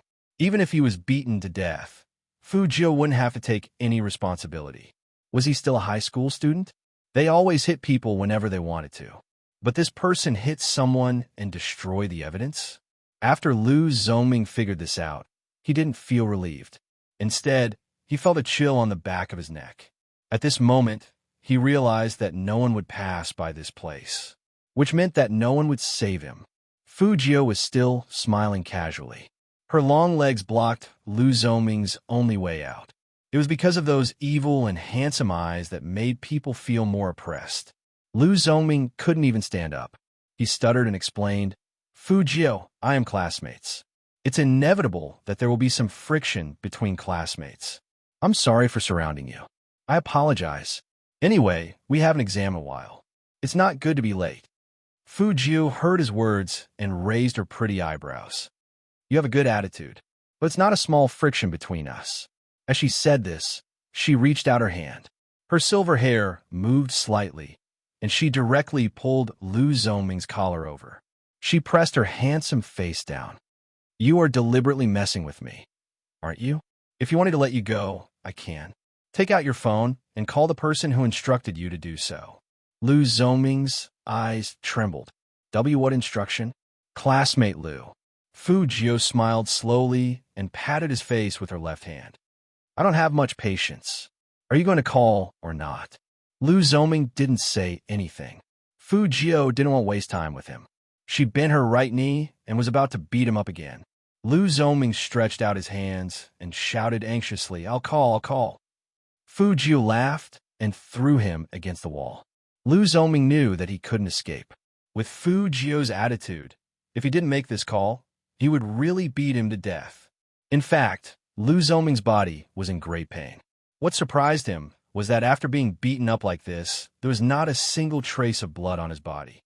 However, his fingers that were pressed on the screen betrayed his current physical condition. He was in so much pain that he was trembling everywhere. On the other end of the phone, Fu Ximing was still wondering why Lu Zhongming would call him at this time. He put the pencil case on the wooden table and pressed the button to answer the call. His voice was arrogant as usual. What's the matter? Young Master Fu. Lu Zhongming's breath sounded shaky. Fu Ximing's brows furrowed. Where are you? Why are you talking like that? Lu Zhongming was about to speak. Fu Jio knocked on his wrist and spread out her left hand with a devilish smile, gesturing for him to give her the phone. Lu Zhongming didn't dare to refuse. He realized that when Fu Jio was angry, there was a natural coldness that made people afraid. Even though he was smiling, his eyes were as dark as the night, empty and full of hostility. Lu Zhongming's hands were trembling as he placed the phone in Fu Jio's palm.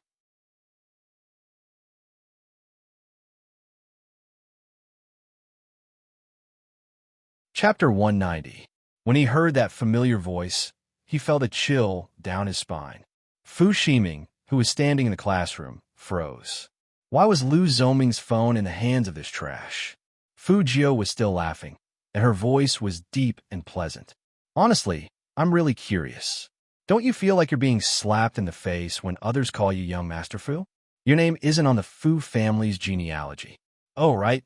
It should be said that even your mother didn't marry into the Fu family.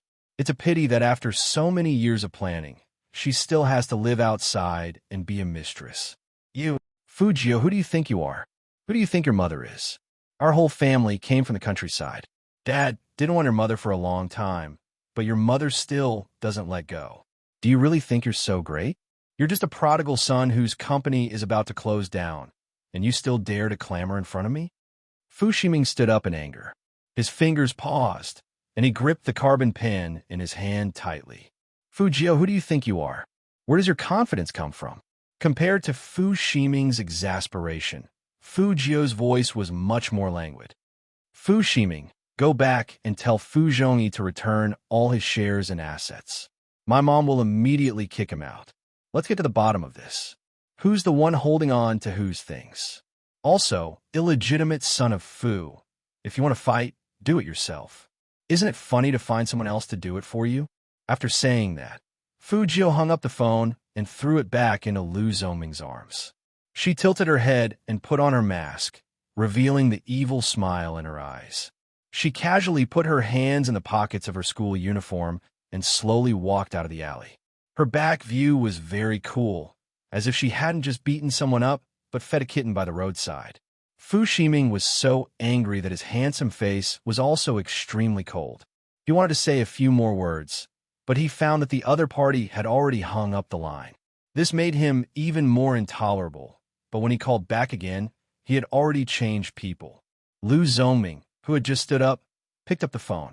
Young Master Fu, what the hell is going on?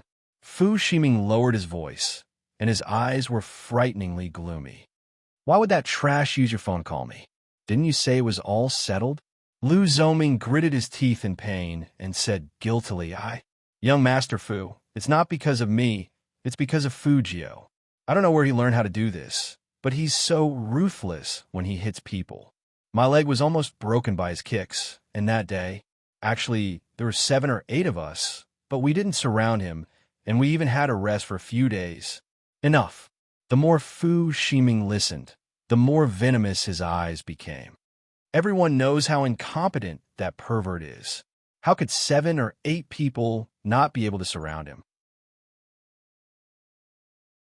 Don't talk about this nonsense. If you can't do it well, then you can't do it well. Young Master Fu, really, I'm not trying to shirk responsibility. This guy is really hard to deal with. Lu Zhoming was still desperately trying to explain. Unfortunately, the proud and arrogant Fu Shiming didn't want to listen to him at all. Fu Shiming didn't expect that after he spent so much money to teach Fu Jiu a lesson, in the end, it was the other party who called him. To Fu Shiming, this was simply a harsh slap in the face. The burning sensation and anger on his face didn't subside even after he sat back in his seat.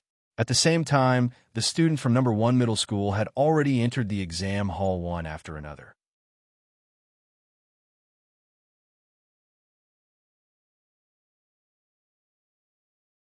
Chapter 191. Every year at this time of the year, the students who played the game would pay special attention to the monthly test. The rules were not like their usual selves. Usually, the homeroom teacher didn't need to say anything and everyone would be there. Number 1 middle school had always had strict rules. Cheating is definitely not allowed. However, not being allowed was one thing. As students, they would still try their best to sneak a peek. There were policies from above and countermeasures from below. That was how things came to be. Other than the top students, the boys would usually find a reliable person to write the answer and send it to the group. After that, they would treat that person to a meal. Of course, this was also a risk. Everyone was busy with their own things, and no one knew that Fu Jiu had just gotten into a fight. The monthly test wasn't held in the same class. Usually, several classes would take the test together. Therefore, when Fu Jiu walked into a new classroom according to her number, all the students seemed to freeze for a moment. Just because he was too handsome. The young man's tall and slender figure stood with his back to the light. His left hand was in the pocket of his school uniform. He had a head of silver hair and wore a mask on his face, revealing a pair of enchanting eyes. Who is that? Some girls had already turned around to ask. There were also a few people from Fu Jiu's fan club who felt their hearts tighten. It's Highness Jiu. I didn't expect His Highness Jiu to be in the same examination venue as me. Highness Jiu? Don't you know him? He's a new school hunk that's been spreading like wildfire on the forum recently. The new school hunk? Forget it. A gay like him still needs to be verified. Moreover, our number 1 high school doesn't just look at his face. He doesn't have any ability, yet he wants to be the school hunk? In any case, the support rate is not low. Just wait and see. After this exam, those brainless fans will be dumbfounded. In the end, they will still be last place. Not only is he last, he's also a nouveau riche, unlike his younger brother. His younger brother is a true genius. But what about him? He only knows how to eat, drink, and be merry. He's just waiting for death to come. The comments were mixed, but Fu Jiu just tilted her head and took off her mask. She held her chin and winked at the girls who were still looking back at her and calling her Highness Jiu. She smiled beautifully. Good. His Highness Jiu is breaking the rules. The girls all felt very happy to have such benefits. This was how Fu Jiu did things. She was only responsible for making the people who liked her happy. As for the people who didn't like her, they could do whatever they wanted. When the invigilator came in, he found that the classroom was a bit different. The girls in the front row looked like they were at a concert meeting with their idols. It wasn't until he saw Fu Jiu in the back row that he realized that there was a handsome guy there. All right, all of you remember your exam area number. The invigilator raised his hand and looked at his wrist. There's only 1 minute left before the exam. Those who have mistaken the exam venue, please find your seat as soon as possible. We'll hand out the exam papers in 1 minute. The first test was English. As a hacker, English was her specialty. In addition, Fu Jiu had been active on Fifth Avenue before, so she knew more than just English. The exam time was less than 2 hours, and Fu Jio finished it in an hour. She was the first one to hand in her test paper. The invigilator didn't say anything after seeing the young man put the test paper on the table.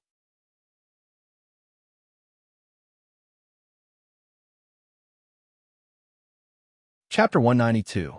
The other people who mocked Fu Jio had the same thought. They looked at each other, laughed mockingly, and then lowered their heads to continue with their papers. Since there was still a lot of time left, the invigilator had nothing to do, so he simply picked up the only test paper on the podium and started reading. He didn't expect that Fu Jio would get the first question right. The invigilator didn't care much. He treated it as a way to kill time and continued reading. Yeah, she got the second question right. The third question was also correct. The fourth, the fifth, even the reading questions were correct. The more the invigilator read, the bigger his eyes became. His pupils shook violently, and even his face showed extreme shock and astonishment. All of them were correct. How is this possible? The candidates didn't know what happened to the invigilator, but he suddenly stood up. They thought that he had caught something. So the cheaters were scared out of their wits and immediately pulled their phones back. Who would have thought that the invigilator would just stand there and murmur, "Full marks? This must be a full marks. What full marks? What was the teacher talking about?" The candidates were all dumbfounded. The good thing was that the invigilator was obviously not in the right state today, so they cheated and copied a few more questions. The exam lasted the entire day, from morning to afternoon. This day might have been especially torturous for others, but for Fu Jio, there was one good thing. She could go in and out of the bathroom freely during the exam. Anyway, she was always the first to teach the test paper. The last exam was physics, which was Fu Jio's only shortcoming. Compared to the other exams, she was much more serious about this one. The invigilator happened to be the one who taught Fu Jio and the others physics. She also saw Fu Jio, but for her, she only cared about the results of those good students, so she didn't pay much attention to the back. When the test papers were handed out, Fu Jio did the big questions first. She glanced at them and thought in her heart, "Awesome, my brother." All the questions were correctly answered by the Almighty. In the future exams, she would worship the Almighty. This was much more useful than worshiping Buddha. Fu Jio curled up her lips and started to answer the questions with a carbon pen. The light outside shone on the young man's fair, almost transparent face through the glass.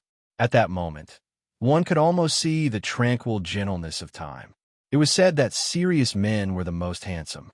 He didn't expect a serious young man to be even more handsome. The girl sitting next to Fu Jio couldn't help it anymore. After the teacher walked over, she pressed the silent button on her phone and secretly took a photo of His Highness Jio.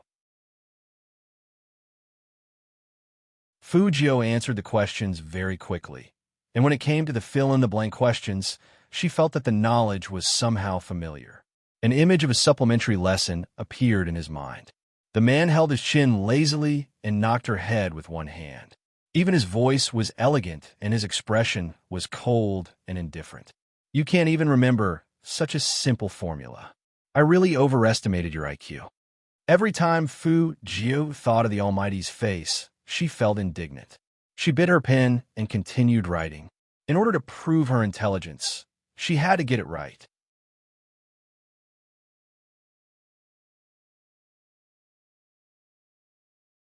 Chapter 193. Usually, at this time, Fu Jio's class wouldn't be over yet. Today, she handed in her test papers early, so she called baby phone. This time, they didn't go to the internet cafe. Instead, they went directly to He Corporation. That's right, He Honghua's company. Since the monthly exams were over, there were only 3 days left before the esports competition. In 3 days' time, they had to decide who would represent them in the competition. Lord Jio was going to take her team members to the company directly. He Honghua wasn't in the company. She had been running around everywhere recently, trying to find members to represent her company in the competition. She didn't know that Fu Jio had already found them for her and even formed a team. When Fu Jio walked into the He Corporation, the assistant who answered the phone immediately stood up, and her face instantly turned ugly. How could she look good? Every time this nouveau riche came, he would either smash things or yell at Boss He, throwing a tantrum like a young master. If she had a son like this, she would just strangle him to save her from the annoyance. But to the assistant's surprise, the young man hooked up his lips and smiled at her. His eyes were as bright as stars, and even his breath smelled like sweets. I brought someone to sign up. Sisterly, please send me a list. The young man didn't stop when he said this. Instead, he put one hand in his pocket, walked forward casually with his long legs, and pushed open the office door. It was as if he was the boss of this company. The youngster, who had walked to the door, seemed to think that his assistant hadn't heard him. He turned around and raised his eyebrows. There was a hint of laughter in his voice, and his questioning tone was indescribably sexy. Sisterly, the assistant paused and looked at that silver-haired young man again. After meeting his clear eyes, she couldn't help but nod. She must have been poisoned. Feng Shang watched from the side, thinking that another one was electrocuted by her idol. Fu Jiu didn't feel that her behavior was inappropriate at all. She sat down on the boss's chair, crossed her legs, and took the schedule from He Honghua's desk. They were all about the participating players. Fu Jiu could imagine how much effort He Honghua had put into this competition just by looking at the form that had been crossed out over and over again. Everyone knew that He Honghua came from the countryside. What others didn't know was that He Honghua hadn't even gone to school. She had taught herself how to write. The handwriting on the form was even a little round and childish. Fu Jiu touched the form and compared it with the one her assistant had brought over. She raised her hand and wrote down 4 names. What do you think? After writing, she tilted her head and asked Feng Shang. Student Feng's eyes lit up. Good. Qualifier for Versus 4 official format. It wasn't until he saw this official registration form that Feng Shang felt that he had truly become a professional team member. Idol, give our team a name. Fu Jiu raised her eyebrows. Name? Can I take it? And after Feng Shang nodded, he said in a deep voice, If Idol can't think of a name, I can also think of one. For example, we can call ourselves the Xiao Liquor. Fu Jiu, what a strange sense of beauty.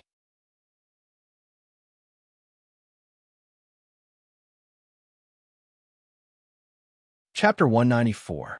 The registration form was submitted electronically, and the system would automatically certify the team member's company. Any company that signed up would be stamped with a red stamp. He Honghua was sitting on the high-speed train back to Jiang City. She was worried about not having enough team members. She even thought about poaching people with money, but those who were good at games and had a bit of fame didn't want to join the He Corporation. Plus, some people were deliberately suppressing them. This made He Honghua unable to move an inch.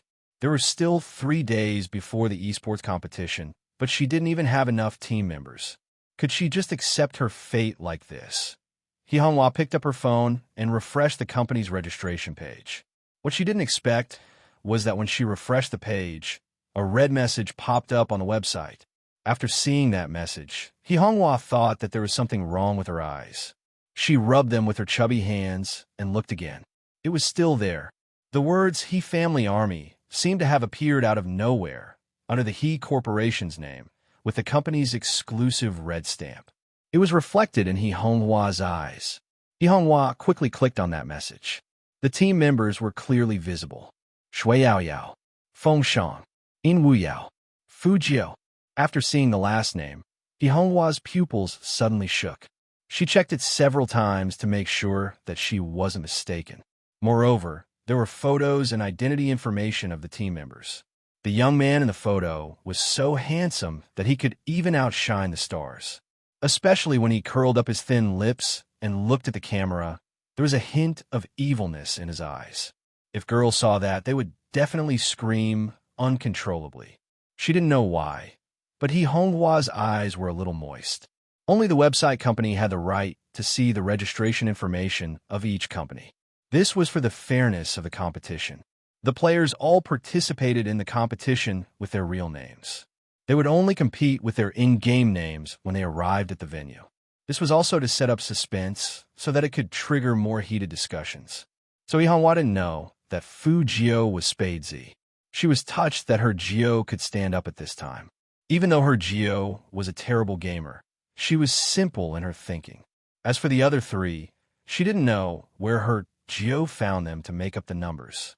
But with this team, at least she still had the qualifications to register, and she wouldn't become a joke in the industry. Thinking of this, He Honghua smiled happily. Anyway, even if she lost, she still had her Geo. He Honghua looked at her phone and smiled happily. Her eyes looked out of the window. Spadesy hadn't appeared yet, so the outcome was obvious. She probably didn't have any hope, but she still wanted to thank that unknown master for helping her when she was in the most difficult situation. She would make sure the He group would survive. Although she was uncultured and rude, she couldn't fall for her Geo. He Honghua, was a boorish person. There was no other reason other than to earn more money for Jiahua. However, He Honghua would never have guessed that her Geo was that Spadesy. After Fu Geo signed up, she played another round of games with Feng Shang. That day was the last time she logged into Spadesy's account before the competition, and nothing happened. After playing one round, Fu Geo gathered all her teammates for a meal. Any student could understand the feeling of finishing an exam. They felt relaxed, and they wanted to have fun until dawn. 9 o'clock at night. Qin Mo, who was still commanding the battle in the Qin Club, glanced at his phone screen again.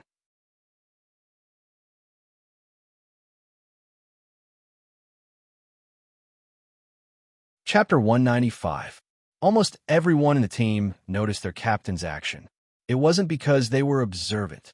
It was because this was the 5th time the captain looked at his phone screen. From 5:30 until now, whenever the captain was free, he would look at his phone. It was so strange. The cat-like young Coco saw everyone's curious expressions and quickly opened a small group. Do you guys all know whose call the captain is waiting for? Of course. Whose? Coco, hurry up. If you tell me, Big Brother will help you get on the rankings. Coco held his coffee cup and chuckled. Other than Spadesy, who else could make our captain so worried? Spadesy. The team members were even more enthusiastic, and one by one, they flooded the group. Coco sighed in a mature manner. Yeah, Spadesy. Let's count how many times Spadesy has stood captain up. Captain has never been this patient with me. You know I'm not patient with you, and you still say it out loud? The cold and deep voice entered his ears, and Coco froze instantly. Qin Mo put on his uniform jacket, and his casual tone revealed coldness. Barbecue for dinner. Bring Coco, let him watch. Coco lowered his head and bit the rabbit's ear. Captain, you're so cruel. Why don't you use your side on Spadesy? Fatty patted his shoulder and comforted him. Coco, you really can't compare with Spadesy. His skills, his hand speed, that virus, it's rare in the country. Fatty was very excited when he talked about Spadesy, as if he was meeting his idol again. Coco, Fatty, are you sure you're not a die-hard fan of Spadesy? After Qin Mo walked out, he frowned.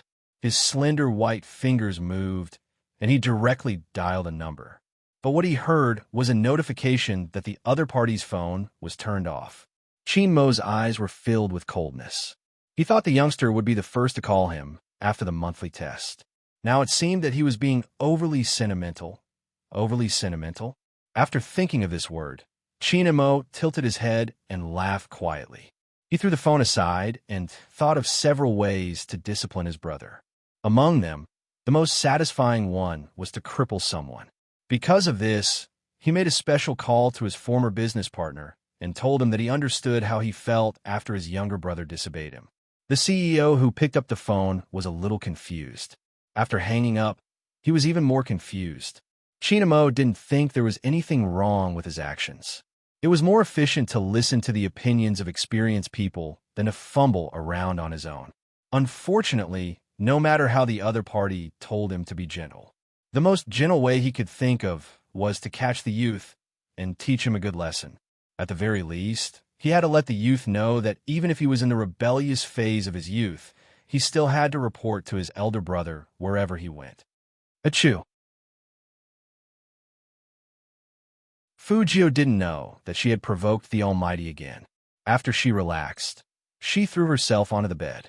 Her wet silver hair fell down, revealing a handsome face that was sleeping soundly.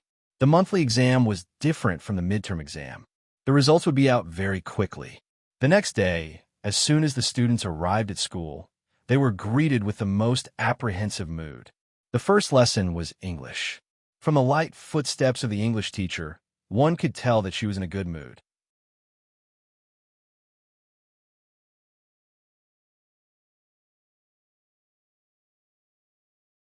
Chapter 196. All the students were guessing who the teacher would praise. Without a doubt, they were the top students sitting in the front row. Who would have thought?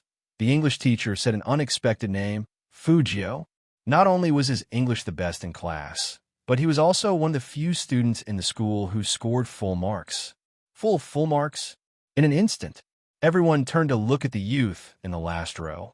His eyes were filled with disbelief. Whether it was Jiang Feiyong or Lu Zhongming, who was beaten up by Fujio before the exam, both of their eyes were trembling. The former was because no one in this class had ever scored higher than him. The latter was because if Fujio got full marks, wouldn't he be the last one? That's right. Lu Zhongming was the legendary second to last. None of this was the most important. The most important thing was Fujio was ranked last, so how on earth did he get full marks? Everyone's eyes were filled with different emotions. Some were amazed, some were envious, and some were shocked. Of course, most of them were in disbelief. Fujio herself didn't feel anything. To her, it was fine as long as she could pass and didn't miss out on the e-sport competition. Of course, getting full marks was to make Hihonghua happy. She couldn't always let people laugh at Hihonghua, saying that her son was not only a perverted gay, but also a good-for-nothing who would only get the last place in exams. That kind of mockery was different from the Almighty's. The English teacher looked at the silver-haired young man who took the test paper away, and the more he looked, the more satisfied he was. This young man was the class treasure of their class. Not only was he good-looking, but he also had such good grades. Most importantly, Fujio's original English recitation of Jane Eyre last time had already captured the English teacher's heart, and he would definitely praise Fujio whenever he saw her. He had thought that one attack would be enough. The students in the class did not expect that the second attack would come back. Second period math class. Students, I'm really too happy today. Before I hand out the papers, I have to praise someone. All the students. Why does this sound so familiar? Fujio. The math teacher had a habit of bringing out his local accent whenever he got excited. Fujio is the most determined student I've ever seen. All the students. Perseverance? Teacher, are you sure you're talking about Fujio? That Fujio who always asked for leave? It said that the hard work pays off. I'm most satisfied with Fujio's results in this monthly test. The math teacher waved the test paper, looking like a leader giving a speech. Full marks. Another full score. The students were stunned. They stared blankly at the silver-haired young man who went up the stage to take the test papers. He was so handsome that he was dazzling. The third period.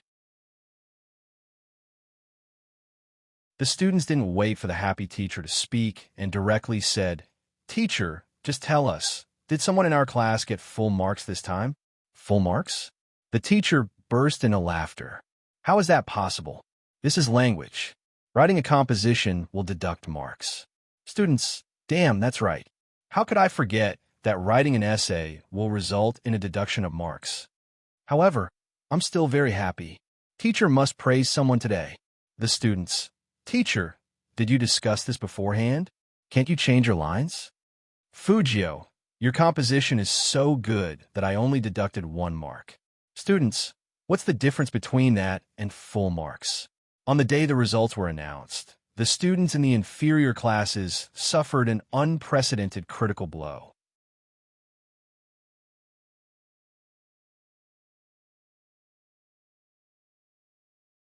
Chapter 197.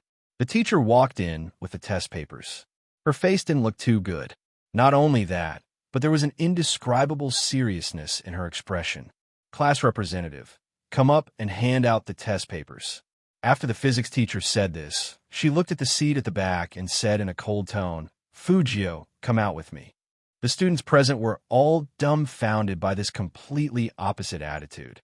After all All the teachers in front of them were praising Fujio, which completely hit them. But when it came to the physics teacher, the situation was like this. Was it because Fujio's grades were too bad? That couldn't be right. In the past, no matter how bad Fujio's grades were, the teacher would still be very calm. Everyone could see that she had given up on Fujio a long time ago. It seemed like she didn't care about Fujio's grades. But looking at the teacher's behavior today, it didn't seem like it was because of the grades. But if it wasn't because of the grades, then what was it? Fujio also raised her eyebrows. She put away her books and walked out of the classroom with her back straight. The physics teacher didn't say much. She walked all the way out without a trace of a smile on her face. She directly brought the young man into the grade office. Before Fujio walked in, she could hear the noise coming from inside. I don't believe that a last-place student like him can get such good grades. First place in the grade? The students in our class, who went to the Olympiad, only got full marks in 2 subjects. What about him? Full marks in 5 subjects. Let's not talk about anything else. Let's talk about his physics. How'd he get full marks? Even their teacher Zhang said that Fujio's grades in physics couldn't be any worse, and that she couldn't even memorize a formula. But look at the result. Full marks? There was definitely something wrong here. The physics teacher paused for a moment before pushing the door open and walking in. Instantly, the office quieted down. But the teacher's expressions didn't change at all. Everyone's faces showed that they weren't convinced. After seeing Fujio, he took a sip of water, but his eyes swept over Fujio with obvious disdain in his eyes. Stand there. The physics teacher sat down in her seat, let out a long sigh, and said to Fujio, after what happened last time, the school has paid more attention to the treatment of students. If it's not something particularly important, we won't talk to the students. I can understand that everyone wants to get good grades, but the teachers aren't blind, and they have the basic judgment of every student. Now that all the class teachers are here, we all suspect that there's something wrong with your grades. Fujio, can you tell us how you got your grades this time? I've just said that the school has paid a lot of attention to the treatment of students. If you admit your mistake this time, the school won't say that they don't want you. They'll give you a chance. Hearing this, Fujio, who had been silent all this time, opened her mouth. Her lips curled up into a cold smile. Admit your mistake this time? What's wrong with me taking a test? Fujio.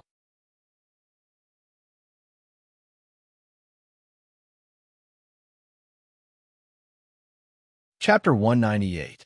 Compared to the exasperated teacher, Fujio's attitude was much calmer. She had one hand in her pocket, looking cool and handsome, and her voice was very cold. She only said 2 words to the teacher, tutoring. Tutoring? That physics teacher sneered. I don't know what tricks your mom used to know the content of the exam in advance. The school did not do a good job in this area, but everyone knows that it's impossible to go from knowing nothing to getting full marks in just 7 days. This is simply a fantasy. What kind of tutoring teacher can do that? If there were such tutoring teachers, what would we, the teachers, do for? As soon as the physics teacher finished speaking, the other teachers also sneered. If there were such tutoring teachers, I, Old Lee, would resign and let him teach at number 1 middle school. Exactly. If you want to lie, say something practical. What's the point of a lie that can be seen through so easily? Haha. Our school should also investigate who was the one who sold these questions. Our dignified A class didn't even score as much as the last place. Who would believe this? That director wasn't too agitated. After all, last time's incident was too big, and he didn't want to take any more risks or responsibilities. How about this? Fujio, call your parents here first. This matter has to be solved. Fujio's thin lips curled up even more, and she lowered her voice. Solved? How? Are you going to fire all these teachers who slandered me? Fire. That teacher was amused. Fujio, Ms. Zhang is here, and she knows your learning situation the best. Fine, you can say that we are slandering you, but are your teachers slandering you too? Ms. Zhang was the physics teacher in Fujio's class. She looked down on Fujio from the bottom of her heart, so when all the teachers came to her, she had no intention of protecting Fujio. She was different from the English teacher, and she didn't believe that Fujio could get full marks. Fujio, you either admit your mistake or call your parents here. Hearing that, Fujio's eyes narrowed completely. At that moment, her eyes seemed to be overflowing with a dark mist. The phone in her pocket had been vibrating since just now, but she didn't care. The teacher next to her was annoyed. Now, call your mom immediately. Fujio suddenly laughed, and her eyes were cold. You don't have to call my mom for this kind of thing. As she spoke, she took out her phone, pressed the answer button, and put it to her ear. Hello, Brother Mo, where are you? The man's voice sounded like a high-grade red wine that had been frozen in a refrigerator. Even through the phone, one could feel the chill that seeped out from it. Fujio's smile was still there, and she said casually, I was called to the office by the teachers, so I didn't pick up the phone. They insisted that I cheated on the test and asked me to call my parents. I'm still dealing with it, but I'll call you back when I'm done. Sitting in the back seat of the Hummer, Chin Mo's slender fingers paused, and his eyes darkened. He slowly put the documents to the side and said in a low voice, Which office? I asked you which office. Fujio, age group office. Wait here. His words were neither cold nor indifferent, and it was impossible to tell whether he was happy or angry.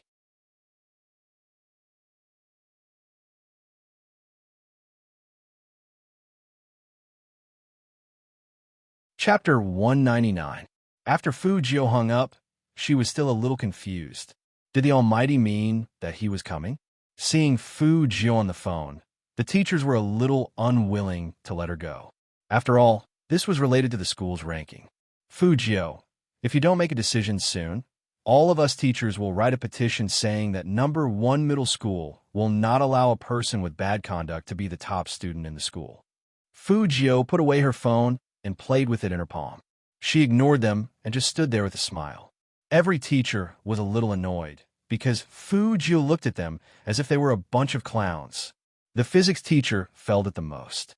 Just when she was about to say something, a graceful and slightly cold voice slowly sounded from the side of the door.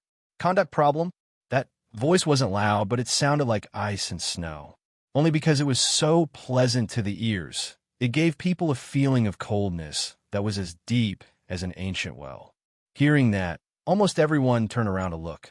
They saw a man standing against the light, wearing a pure black custom-made suit that successfully showed off his good figure. Graceful, luxurious, high above the masses. These were the words that people would instantly think of when they saw a man. Or maybe it wasn't just his figure, because his whole body seemed to emit a temperament of abstinence and sexiness. He just stood at the door of the office, holding his phone casually, but his eyes were too deep. At that moment, all the light seemed to run into his eyes like a revolving diamond. Just one glance was enough to sink in. After seeing the man, not only the teachers were all speechless. Even the headmaster stood up suddenly. Young Master Chinyu, how do you have time to come here? Chinamo didn't talk to the headmaster, but walked to the youngster's side. He looked at Fujio's face as if he was confirming something. Fujio appropriately expressed her depression. Chinmo's eyes turned cold. Was he being bullied? As the youngster's parent, he needed to have a good argument with the teacher. Of course, under normal circumstances, the result of Almighty Chin's theory was annihilation. Young Master Chin, didn't the monthly exam just end? It's a shame that there was a student who cheated this year, but he refused to admit it and insisted that he was tutoring outside. Tell me, which tutor could teach a student from the bottom to a perfect score in just 7 days? This is complete nonsense, but he had evidence to back up his claims. It's really... Chinmo's face was full of smiles as he looked at Chin-mo. Young Master Chin, didn't the monthly exam just end? It's a shame that there was actually a student who cheated this year, but he insisted that he was tutoring outside. Before the teachers could finish their sentence, Chin-mo interrupted them calmly. Me? The teachers are confused. Me? What does that mean? I am his tutor. Speaking of this, Chin-mo smiled. That smile was different from the one Fujio had seen before. It was truly evil and bloodthirsty. As he spoke, he stretched out his left hand, and the bodyguard behind him immediately handed over a pile of paper. Fujio, you're the one who's going to die. Chinamo put the papers on the table, and his black gloves slid across the table. These are the questions I helped him with these few days. You can all take a look. The moment Chinamo said, "I am his tutor," the teachers all froze. Now that they saw the clear words on the paper, a layer of cold sweat appeared on their foreheads. Only now did they realize how cold young Master Chin was looking at them.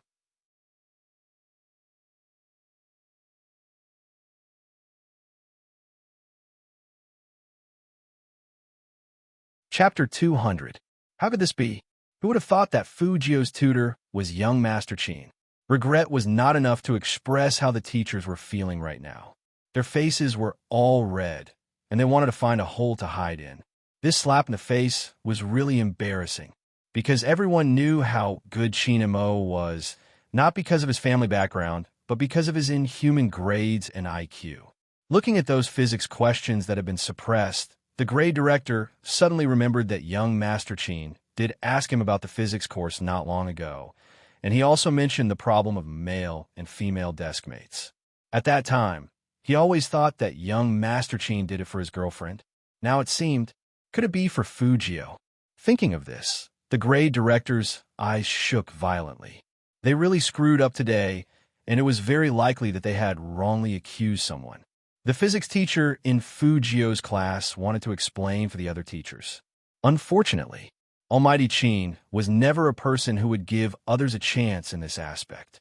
He took off the black glove on his left hand, lifted his eyelids, and said indifferently, "I heard that the teachers wouldn't let it go until he called his parents over. Since we're done with the tutoring, let's talk about you guys slandering my little brother for cheating." Little brother? Everyone present was shocked again. When did this upstart Fujio become young Master Chin's little brother? Every teacher was speechless at that moment, and their throats felt like they were choked by something. Chinamo raised his good-looking eyebrows. "What? You don't want to talk about it?" At this point, Chinamo tilted his head and laughed. His voice was still graceful, but it was bone-chilling. "That's not up to you. My little brother is in the rebellious phase of adolescence. Psychologically speaking, this is the time when his mental endurance is at its weakest. As a teacher, if a student gets full marks, you don't praise him, but slander him indiscriminately. This will easily cast a shadow on him." Fujio, although she really shouldn't have interrupted at this time. But how did the Almighty know that she was in the rebellious phase of adolescence? Chinamo didn't look at the young man's eye contact. Even if he did, he would think that the young man was being bullied. This was the first time he came to school as a parent, so of course he couldn't let things develop like this. He continued to say indifferently, "Director Lee, when did the teaching quality of number 1 middle school fall to this level? As a shareholder, how could I not know?" As soon as the year head heard the man call him out, he broke out in a cold sweat. Young Master Chin, this matter, do you want to settle this privately or publicly?" Chinamo didn't wait for him to finish. He glanced at the few teachers standing at the side. They seemed to be well-mannered. However, every teacher knew in their hearts that regardless of whether this matter was settled privately or publicly, they would no longer be able to work in number 1 middle school. Especially teacher Zhang, who taught Fu geophysics. The blood drained from her face rapidly, and her skin was as pale as a thin piece of paper. "Young Master Chin, we just thought that a poor student wouldn't be able to do so well, so we wanted student Fujio to explain herself. We didn't mean to slander her."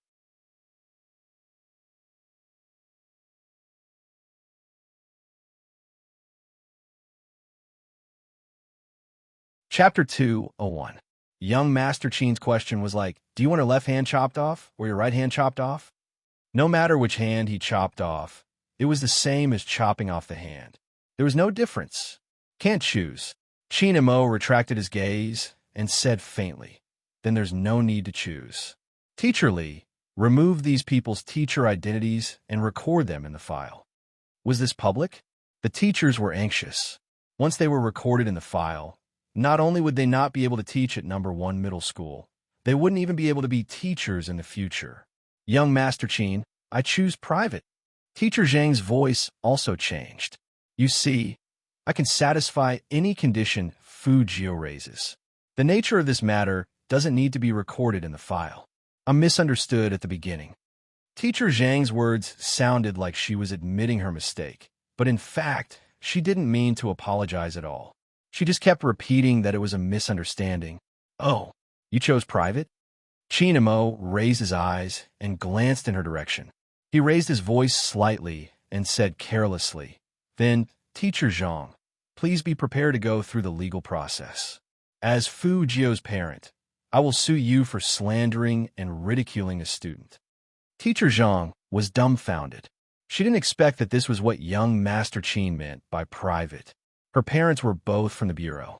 She didn't want to be recorded in the file, because once she was recorded in the file, she couldn't be transferred to the administrative department as a teacher. But now a teacher who had been sued by someone couldn't be a civil servant anymore. This time, Fu Jio really saw the Almighty's way of teaching people a lesson. It seemed that the Almighty was telling the truth when he said he would give in to her. It felt good to have a big brother to protect her. Thinking of this, Fu Jio raised her head and smiled at Qin Mo. Qin Mo didn't have time to deal with the youngster. The Almighty wouldn't stop until he finished dealing with him. Since he was the biggest shareholder, he had to have a proper meeting with this kind of problem. At the very least, he had to let some people know that his little brother wasn't someone anyone could bully. When the school leaders heard that young Master Qin was here, they all rushed into the small grade office. Fu Jiu looked at the school leaders who were bald in front of their heads. She felt it was funny and couldn't help but curve her thin lips. Qin Mo took a moment to glance at the youngster. With a cold expression, he took a bag from the bodyguard and threw it to him. Fu Jiu looked down and saw that it was dark chocolate imported from France. She ate it happily. She understood the look in the Almighty's eyes. He wanted her to wait here. Instead, Director Li, who had just been scolded, saw a young Master Qin leading a few school leaders into the big office inside. She sneaked up to Fu Jio and said in a low voice, "Well, student Fu Jio, next week, the school will have a very small parent-teacher conference, and the parents of the top 10 students in the monthly test will be praised. Will young Master Qin attend as your parent?" Fu Jio held the chocolate in her mouth and said casually, "Probably not." Director Li muttered softly, "But young Master Qin seems to really like being a parent." Hearing that, Fu Jio stopped what she was doing and thought about it. They couldn't help but look at each other, and the scene of young Master Qin attending the parent-teacher conference appeared in their minds at the same time. In the end, Director Li decisively gave up. "I will immediately inform the grade to cancel this parent-teacher conference and change it to a letter format." Okay. Fu Jio also felt that as a school shareholder, the Almighty was indeed not suitable to attend the parent-teacher conference. You're tuning in to the Romance Rendezvous YouTube channel. We're so grateful for your support, and don't forget to subscribe to join us on this incredible journey through captivating stories. Your generosity through donations truly makes a world of difference, as it's the primary source of revenue that allows me to expand and enhance this channel for you. Thank you from the bottom of my heart for being a part of this adventure.